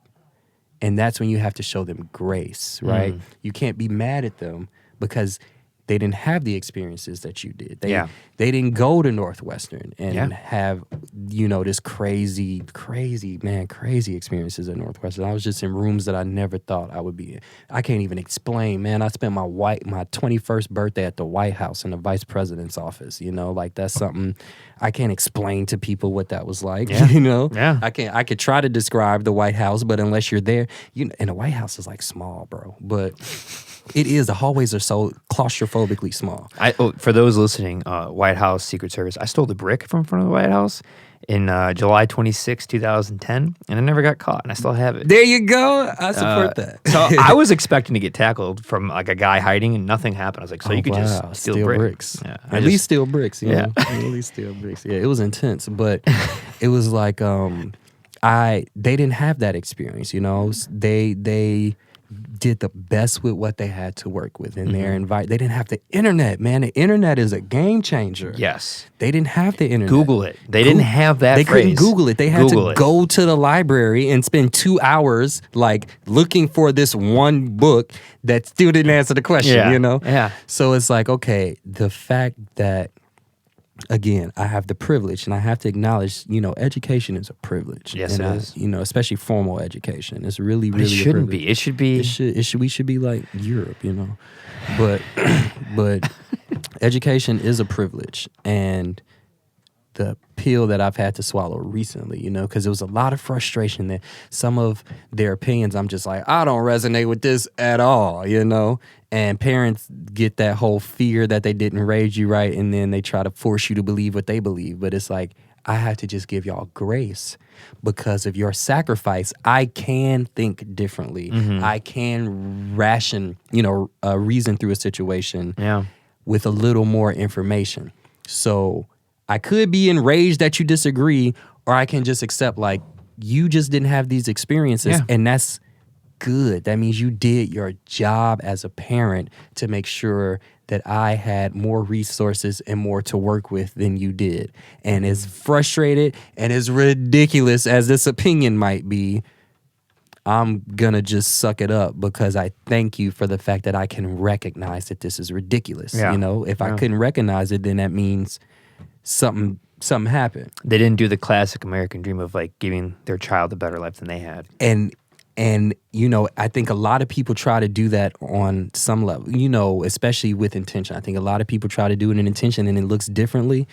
And it's like, you know, once you recognize like, oh, there's an actual different, you know, it's been something that's been hard for my family to reconcile too. Like they're like, you went to college and like you're a different person now and da-da-da-da-da. And I'm like, no, I'm the same. I'm just way more informed about a lot of things than I was before, which is causing me to think differently. And that is that's a testament to you. That's not I'm led astray or I fell off the path. It's like, no, you equipped me to be able to make really powerful decisions for myself with resources that you didn't have, resources that you don't even recognize that I have yet, you know? And I'm just grateful for your sacrifice. And different should not be used synonymously with bad. Right. Different should be growth, change, But again, learning. when you're closed off and you only had to read encyclopedias and you couldn't look on the internet and see people different than you, and you know. You should be different. I don't want to meet you in 5 years and be like, oh, you're the same Thaddeus I once met. Right. Like, you should be a new, you know, person. You should always be learning. Right. Having your core values is one thing, but learning and changing your perspective and being open into like, maybe they should legalize marijuana because of X, Y, and Z. 5 years ago, I didn't think so, but I think they should now. Like, that's okay. You have a different opinion now, a different thought. And the thing is, like, when you really study culture, right, and indigenous culture, you see that, like, they use marijuana and shrooms specifically spiritually, man. Speaking of, have you? I've had fun. I mean, so I'm like not a drugs person. That's never. I know jazz musicians like, oh, we all do drugs. Nah, bro. When they get to doing drugs, I leave the room, right? Yeah. And being in Northwestern, you see people do drugs. I'm like, what? This is a real drug? What is this? Like they just had money to do whatever they wanted. Whatever, like all types of cocaine and acid and I was like. And then they would explain to me like, well, this is a specific type of ecstasy that makes me. I'm like, I don't want parts of none of that. Like, if I do anything, it's going to be natural because like mushrooms and marijuana. That's my cat. And I don't even do like that. I had one experience with mushrooms, and I was like, well, I'll try it one more time just to see, because you know I research everything before I do anything. I only drink alcohols based off of like knowing like, okay, it comes from this plant and this has this attribute, so I can't mix this and you know, I'm really like that. Like, okay, I know the difference between bourbon whiskey and you know, this type of whiskey and whatever, right? So I research everything. So I was like, okay, well, I look at the effects of this thing and it's nothing that's at this point in my life, my brain is developed enough, it's not going to have like long-term harmful effects. Then I look at like, well, how has this previously been used? Because I know like mushrooms, for example, and marijuana, like those were here before the Europeans got here, right? And the indigenous folks were using them actively. That's why that's why it was outlawed until white people figured out how to grow it themselves. Anyway. Yeah.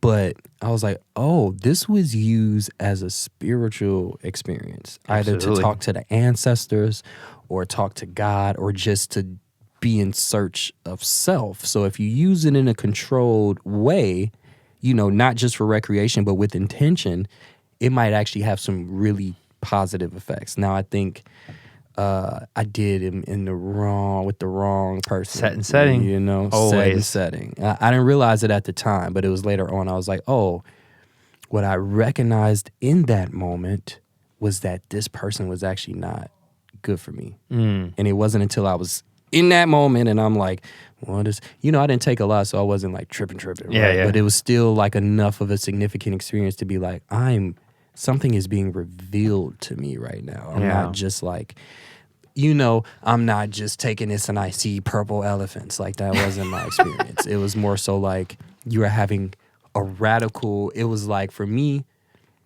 I was like standing over my shoulder in the room and I was seeing myself from somebody else's, seeing the whole environment. Out of body experience. From somebody else's point of view. I was very consciously in my body, but the experience was almost sunk in place. Not sunk in place where I'm detached, right? But it was like I was moving, but I was observing myself move. And like I said, I only did it and I'm cool on a while for doing, The next time you and I will do it. Yeah, okay, there we go. That'd probably be a good time. Listen to some jazz. Listen to some jazz. Throw some records on. I'm with that. Coloring Book by Chance the Rapper? Oh, no, I mean like an actual coloring book. While we listen to Coloring That'll Book. work too. I've actually I did that with a friend once. It was kind of fun. What? Listen to it while you did it? Coloring Book while we colored in the coloring book. Yeah, that was actually a lot of fun. But, that's cool.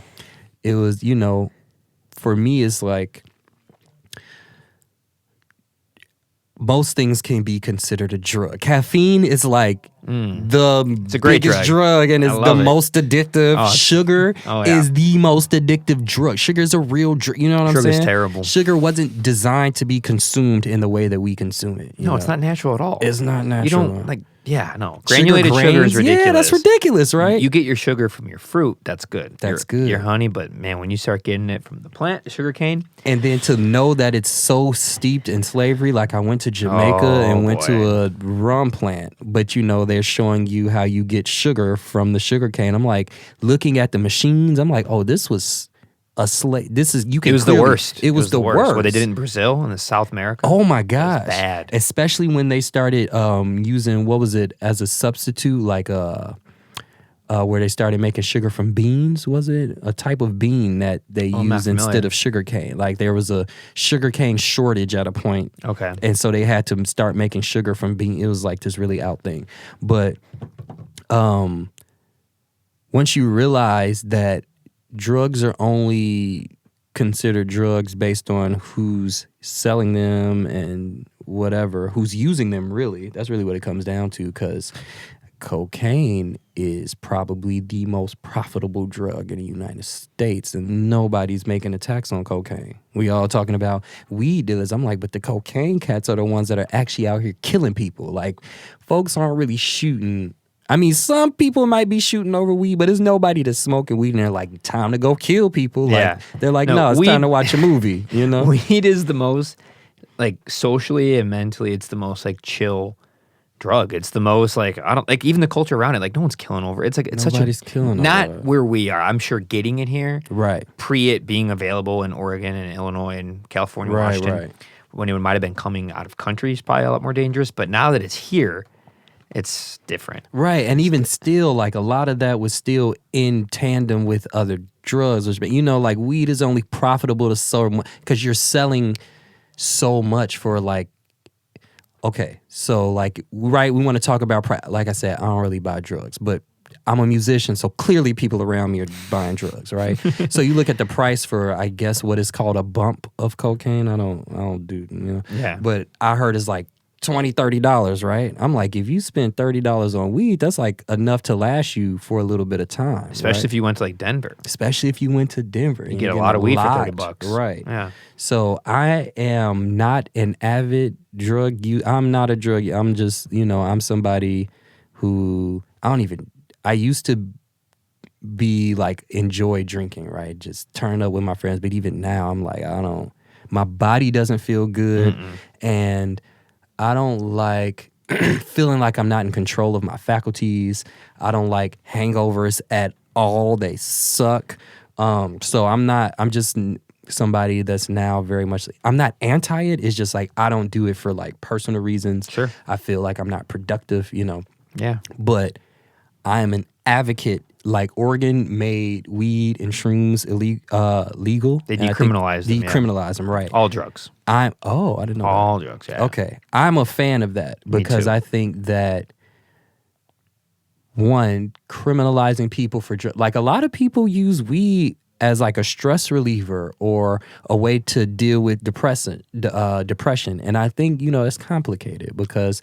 Yeah. Sorry. I just you good. Or I was going to say something kind of funny, but like, or they're just hanging out with their friends, smoking weed, watching the Bulls win. And chilling, and right. just laughing. And just laughing. Awesome that Levine got 30 points again. Like exactly. It's that simple. You're just trying to have fun. You're just trying to have fun. Just hanging out.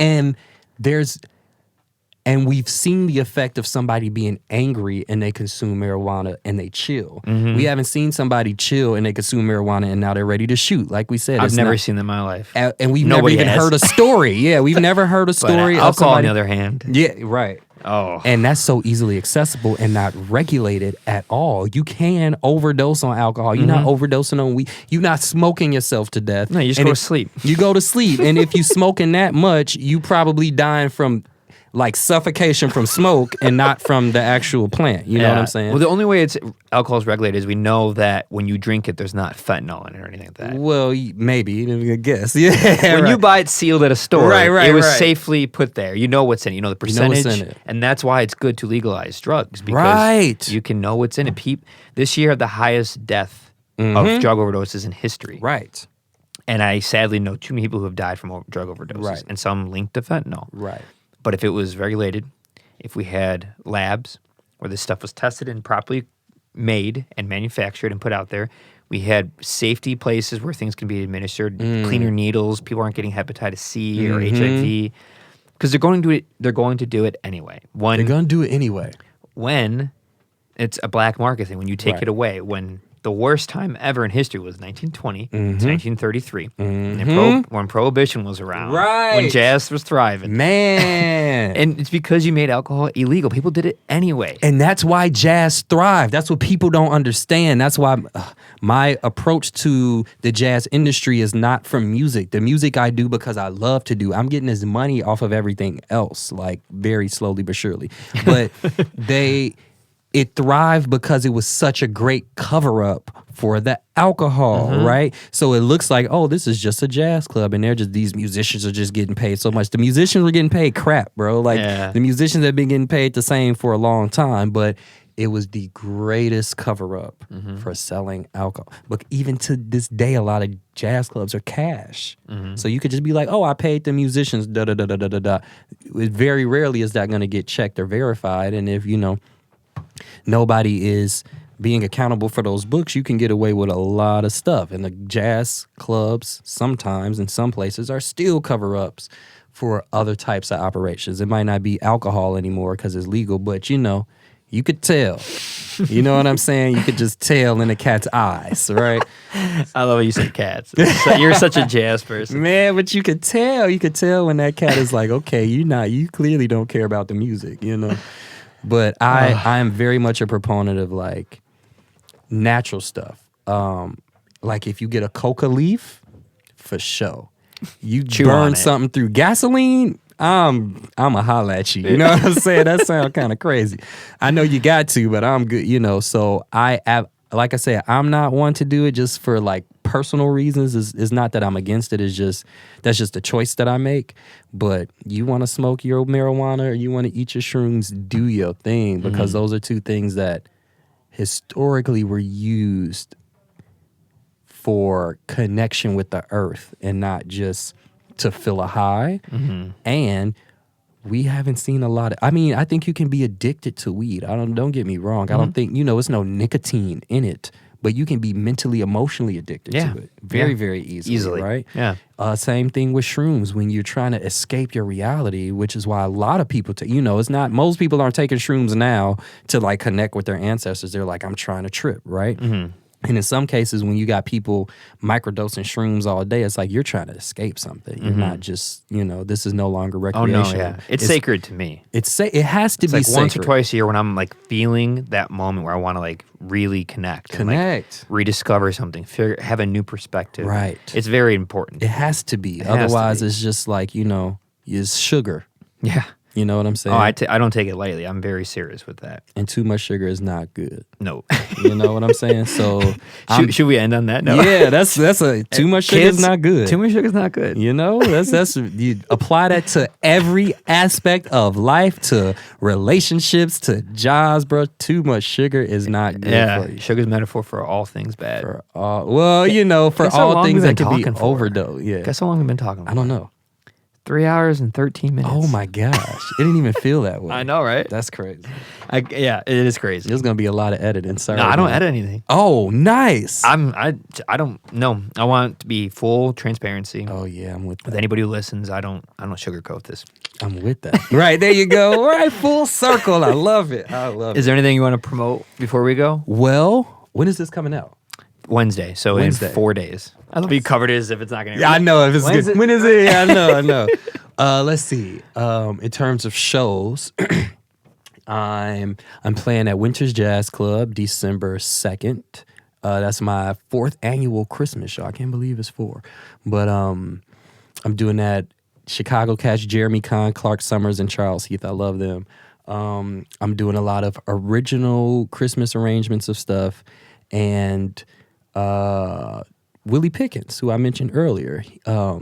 Okay, little backstory. It's a little dark. So 2017, graduated, came back to Chicago, came back like Evanston, so far away. I drove a couple miles south. I drove an hour and I was home, Yeah. But one of the concerts that I really wanted to do was a Christmas concert with Willie Pickens. He was just such a great mentor to me, and he was notorious for his Christmas concerts. He actually did an album with Nicholas Payton, Christmas album with Nicholas Payton back in the day. But Willie Pickens was just such a great mentor to me. So set up the whole concert, man. We did rehearsal. It was cool. Day of the concert, 2 days before the concert, he got sick, right? So I'm like, oh, I got this contract. I got to figure something else out, right? About a week later. So we did the concert, blah, blah, blah. It was great. About a week later, he was in New York with Marquise Hill and died at the concert, like walking from backstage to the performance stage. Oh, my God. He had a heart attack and passed away. Now, we kind of figured something was going on because for him to cancel my show, I'm like, oh, this must be serious because he was just not the type. He was, he'll do a show if he had a cold or something, So since then, I was like, I'm going to always do a Christmas concert, and at every Christmas concert I do, I'm going to play his songs in some capacity, I can't play them all, but I have his like original handwritten manuscripts of music. So every Christmas concert, I break out some Willie Pickens tunes just as homage to, my great teacher. But it's funny because Jeremy Kahn was my piano teacher at Northwestern, so everything is full circle. But that's happening at Winter's Jazz Club on December 2nd. And then, as I mentioned briefly earlier, I am going to Dubai for the World's Fair with the Freedom Ensemble, and we're doing a Bon Voyage concert at the Promontory. That's what I meant. When's that? That is going to be December 17th. That's a Friday night. I'll be in Dallas watching. You know the band Krungbin? Oh, yeah. I'm going to see them. What? Yeah. Dang, I kind of wish I was with you. I'm hooked up. I got some friends at work. I'm good. It's going to be good. Wow. I'm very fortunate. Oh, yeah. You're lucky. I'm jealous, man. I always want to go to both of these, but I won't be in town for either of those. It's all. Is there another one? Right. Well, for me with Dubai coming up, I slowed down on I got venue owners that are pissed, but they'll be okay. But I just slowed down on everything because to be on a world stage as an independent artist is a big, that's like the break that a lot of us wish we had, to be on a stage with people around the world. You try to book tours and you're like, well, who's going to come to the tour? Now I'm getting in front of an audience of people and they're going to have my QR codes on the screen, I want to go to that show. Yeah. How much is it Welcome to go to Dubai? Put me on the guest list. I'll go. I tried, man. We tried to get a lot of staff and everything. They were like, no, only the band members, right? So I tried to sneak other people in. It's like, oh, they play tambourine? Nah. But they play the triangle. Yeah, I was really like, I'm gonna try my best, and they're like, nah, but maybe next time, So, but that's for me. That's just like a really grand opportunity, and to, they chose me and let me bring whatever group I wanted, but I felt like if I'm gonna, again, like we said earlier, if I'm gonna have this platform and I'm gonna do this music, it has to be community based. And so Freedom Ensemble has been a task because we weren't previously a band before the protests. And even with the protests, we're like a large 22-person ensemble. I was really, folks that know me know that I'm like serious about my music and I like excellence in my music. So I'll get on my band members about like, hey, catch up, you know? But with that, I was really chill because it was like, you're just showing up to play. I'm not going to be on your tail that you play one wrong note. Like, you're here and you're not getting paid and you keep showing up. So I'm going to let this ride, right? But when it comes to something like Dubai, it's like, okay, now, one, it's a testament that like we've done this thing and now we can have this world showcase. But now we have to like really gel as a band. And that was tricky when we weren't coming together to be a band per se. You get what I'm saying? Like, we came together to use our music to fight injustice.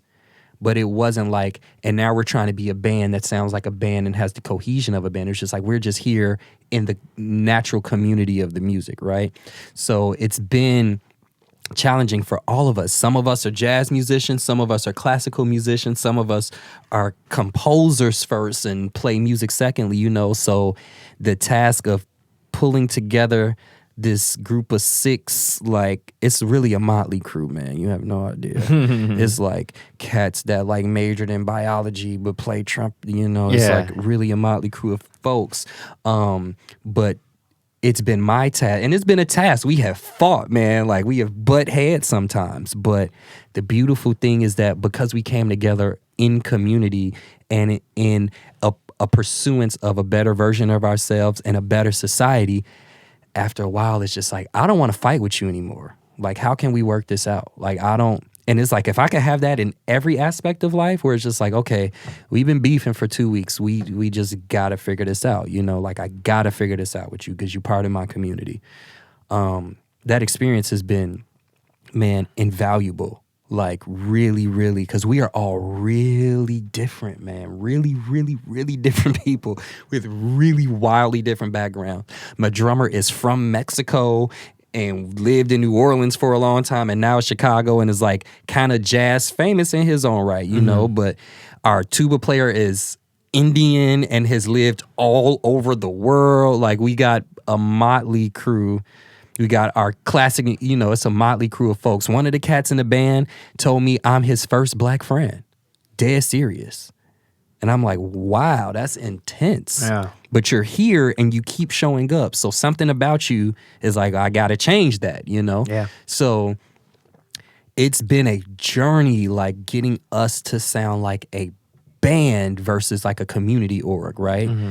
But now we sound good, man. I'm really excited for this tour. So it's like, I'm cool turning all those other gigs down for the rest of the year. You know, I'll come back around to y'all in January, February, you know. But I'm cool turning those other gigs down because that to me is like the proof that what we're doing matters. The fact that we came together randomly. I didn't know any of these people before. I mean, I knew the drummer because we went to Northwestern together, Gustavo. But everybody else, I literally met last year. And not only are we all really good friends, like homies, like hang out, go have your, after I leave here, it's the tuba player's birthday. We're going to meet at the bar and just hang out, you know, sounds great. Like as friends, you know, we met each other and a lot of us just clicked really, really quick. It's like, how did this happen, you know? Yeah. So the testament for me is like, we were a motley crew of people and I and we have been able to shape something that is unique and has its own sound and is its own vibe just off of the fact that we cared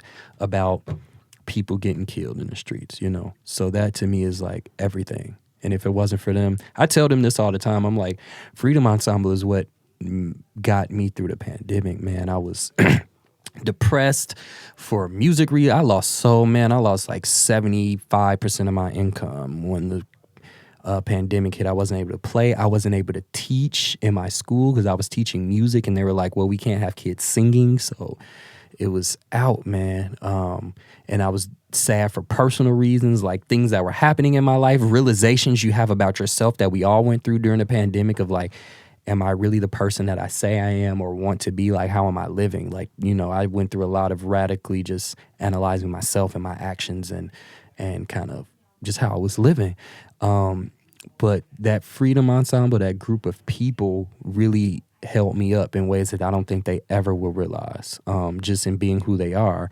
And having something like that to focus on during the pandemic, a whole community of people now that I'm in charge of, and I'm like the youngest person here too. Yeah. It was like that, man, that really got me through. It really, I think I would have been like a lot of artists and on the other side of this pandemic quit music because it was really hard to even imagine a society being a professional musician. And mind you, I'm a journalism student, so I know how to do live streams and mixing audio and all. We bought equipment and we're doing live streams every week for like 2 months just because we wanted something to do. But it was them, you know what I mean? Like I had the idea, like we should do this. And they were like, what do you need?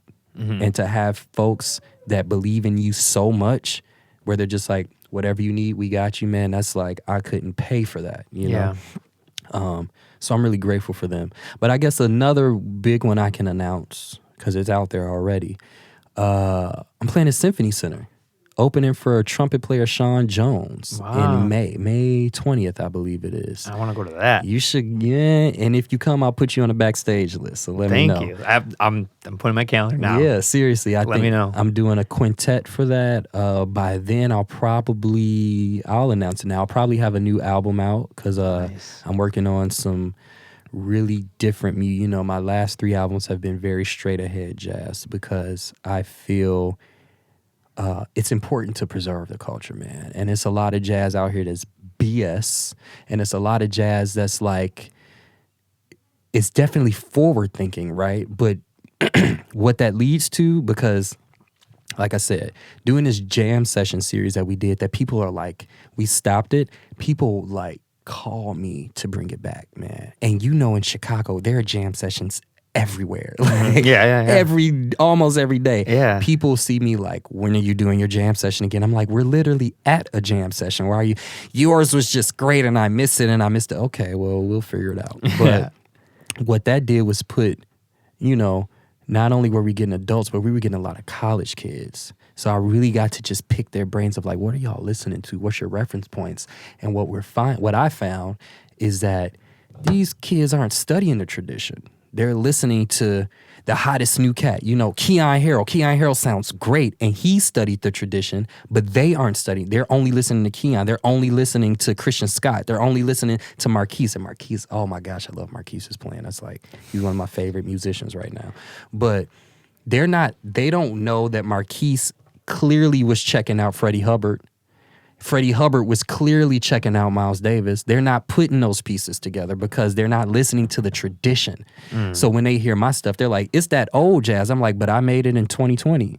So it can't be old. So what is it about it that makes you feel like it's old? Yeah. So now you have to investigate, why do I think this is old? And then you learn, there's a guy named Johnny Dodds, there was Lil Hardin, right? You learn about all these just because I'm doing this straight ahead old people music. But the flip side is that like I'm trying to make some other stuff too. And at the end of college, I really got into the AACM and just creative music in general. Like Sun Ra is often associated with the AACM, but Sun Ra was just Sun Ra. With the orchestra, and Sun Ra's like Sun Ra's whole thing is like, it's so next level to really decompress the things that Sun Ra was teaching and doing. It's like musically he was next level, philosophically he was next level. This cat made his own movie, and the movie is like a long music video, bruh. Like that was. Oh my gosh, people weren't doing that back then, and people aren't even doing that on the same level that he was. That was a high quality movie for him to be an independent artist out of Chicago. You know what I'm saying? Like it was, the plot line was like, but for what it was, it's a great piece of art. So, and then as somebody who's from Chicago and really reps Chicago, like Chicago is everything to me. That's why I haven't left, because there's no city like Chicago. I've been in the music community in New York and LA and New Orleans, but Chicago draws me back every time. It's just something different about us and the way that we play and the way that we approach things. But as somebody from Chicago, it's like you can do the straight ahead because that was Lionel Hampton. Lionel Hampton and Benny Goodman were all Chicago. So you got to do that, but you can't ignore the art ensemble of Chicago. You know, you can't ignore the orchestra. You can't ignore Eight Bold Souls. You know, these groups that are Black American music. That's where I think Black American music comes in. Like, creative music is not jazz. It might have jazz influences and it might have come out of jazz, but creative music, which is, a lot of people call it free jazz, but they're really distinct in my opinion. Creative music is Black American music, and that's some Chicago stuff. You know what I'm saying? The ACM was Chicago all the way. They had chapters other places, but that's that Chicago sound. And when you go to the South Side, which is where I'm from, and you have a jam session, and Ari Brown pulls up, his sound on tenor doesn't sound like somebody in New York. You know what I'm saying? He doesn't sound like somebody in New Orleans. He sounds like he's from Chicago. My boy Irvin Pierce that plays saxophone, in my opinion, one of the baddest saxophone players in the country, man. He's so genius in the way that he plays. He sounds like he's from Chicago. Isaiah Collier sounds like he's from Chicago. It's just a way that we play. Nicole Mitchell, who's like one of the most world-renowned flautists, however you want to say it. Okay, flautist from Chicago. She has that whole sound inside of her, you know? So this next album is very much like I did my tribute to Chicago with Let's Vibe, and like this is paying homage to my uproots, my bringings, right? I did a song called The Gospel where I basically was like, what if I turned a church song and infused it with jazz, right? And that's to pay tribute to my gospel roots, you know, where I started when I was like 12 years old playing at my church, playing xylophone, playing Deck the Halls, and it was on TV, you know, that was like a big moment for me, right? But now I'm like, okay, we paid homage to the origins. Now this is where we are now. So I'm putting together a band of just Chicago people because I'm really, and I mean like people born in Chicago, like not folks that have come in. It's been challenging, you know, I've been getting some flack just talking about putting a band together, but I'm like, who else is doing this? Yeah. And if I am, you know, I got people at the Jazz Institute, like we're depending on you for the scene. I'm serious. That's heavy. People all over, old heads are always like, we are depending on you, right? So it's like, if I have that responsibility and y'all trust me with it, I accept that, and I'm going to do my best to make sure that the Chicago scene is taken care of, even if, you know, that means I'm not going to be touring all the time, but that's cool because I probably will make more money staying home. You got a lot of good things coming your way, Thaddeus. It's like I said. Well-deserved. It's the universe, man. You worked hard for it. People recognize that. You have the skill, the education, you deliver, you have the drive. I could see it. Well, I could hear it. Man. I respect it. I appreciate it. Like I said, I appreciate that. I really do. But like, I'm just on my journey, and the journey is already set for me, and I'm just discovering what that means for me. You know, I can't say like, yeah, and I worked this hard and it led to, it's just like, that worked out. And I'm glad that worked out because there's a whole lot of stuff that didn't work out. Yeah. But I'm just trying to find, you know, I just want to be in service to my creator at all times. Yeah. And I think that being in service to your creator means being in service to the people around you, because that's what Jesus taught. So I'm just trying to do whatever I can to always balance my own stuff and things that might come in ego in some way with like making sure that I'm in service to everybody else and everything I'm doing, you know, whatever that looks like. And I know it sounds cheesy, but I'm like, you could ask people, I'm really serious about that. Like, that's really how I am. I just, my only goal, if I die, I don't care about being the most famous musician. I don't care about selling the most records, bro. If I die, I just want a handful of people to be like, he positively impacted my life. And I'm cool with that. Like, I don't need... I'm sure there will be. Yeah, hopefully, you know. I'm sure there will be more than a handful. Right, hopefully more than... That's all I need, though. I know, I'll say something about it. Hey, thank you, man. Yeah, of course. Thank you so much. Thank you so much for being here. Thanks for having me. I'm proud of you, man. Hey, likewise, keep man. Doing it. Thank you. This is so, like, you don't understand, one, how inspired I am just by what you're doing, because, like, you're doing the dream, bro. Like seriously, you got the label already set up. You have I'm looking around here like I gotta redecorate. You know what I'm saying? You got the resources to do, because I know how hard it is to like even putting out your own album, man. Like that's exhausting. You're putting out other people's project all the time and consistently. Like that's a feat, especially to do independently. You're funding it on some level, like however you can. You know, like that's. Great job, sir. Like seriously, this is really like, this is the future. And I don't think I see it, even if everybody else does. And I see like, this is how things are going to be. And these are the type of spaces and partnerships that will lead to things actually being sustainable. You know, DZ Records can start off as independent out your house, but in a few years when people are really recognizing like, oh, I still do need, you know, Chance the Rapper kind of messed us up a little bit in making people think that they didn't need help. And I don't think that was his intent. You know, I don't blame him. But once people figure out again, like, okay, those label deals are bad, but not all concepts of a label are bad. Like you still need A&R, you need help with production. Most of us don't know to go to Harry Fox to clear songs for licensing. You know what I'm saying? Like that type of stuff. So this is like as somebody who's been trying to do something simply just putting out my own projects under my own label has been exhausting. Yeah. So seeing you do it with other people is just like, you know, thank you. Seriously. Thank you. This is beautiful. I appreciate it. Yeah, thank you for everything you do. Keep doing it, man. Hey, we in this together. I'm excited for our journey together. Yeah, I'm excited. This is a great conversation. It was amazing. I learned stuff so to work out. Man. Good stuff, man. Yes, sir. You take care and have fun in Dubai. Thanks, man. Thank you. Congrats. Peace.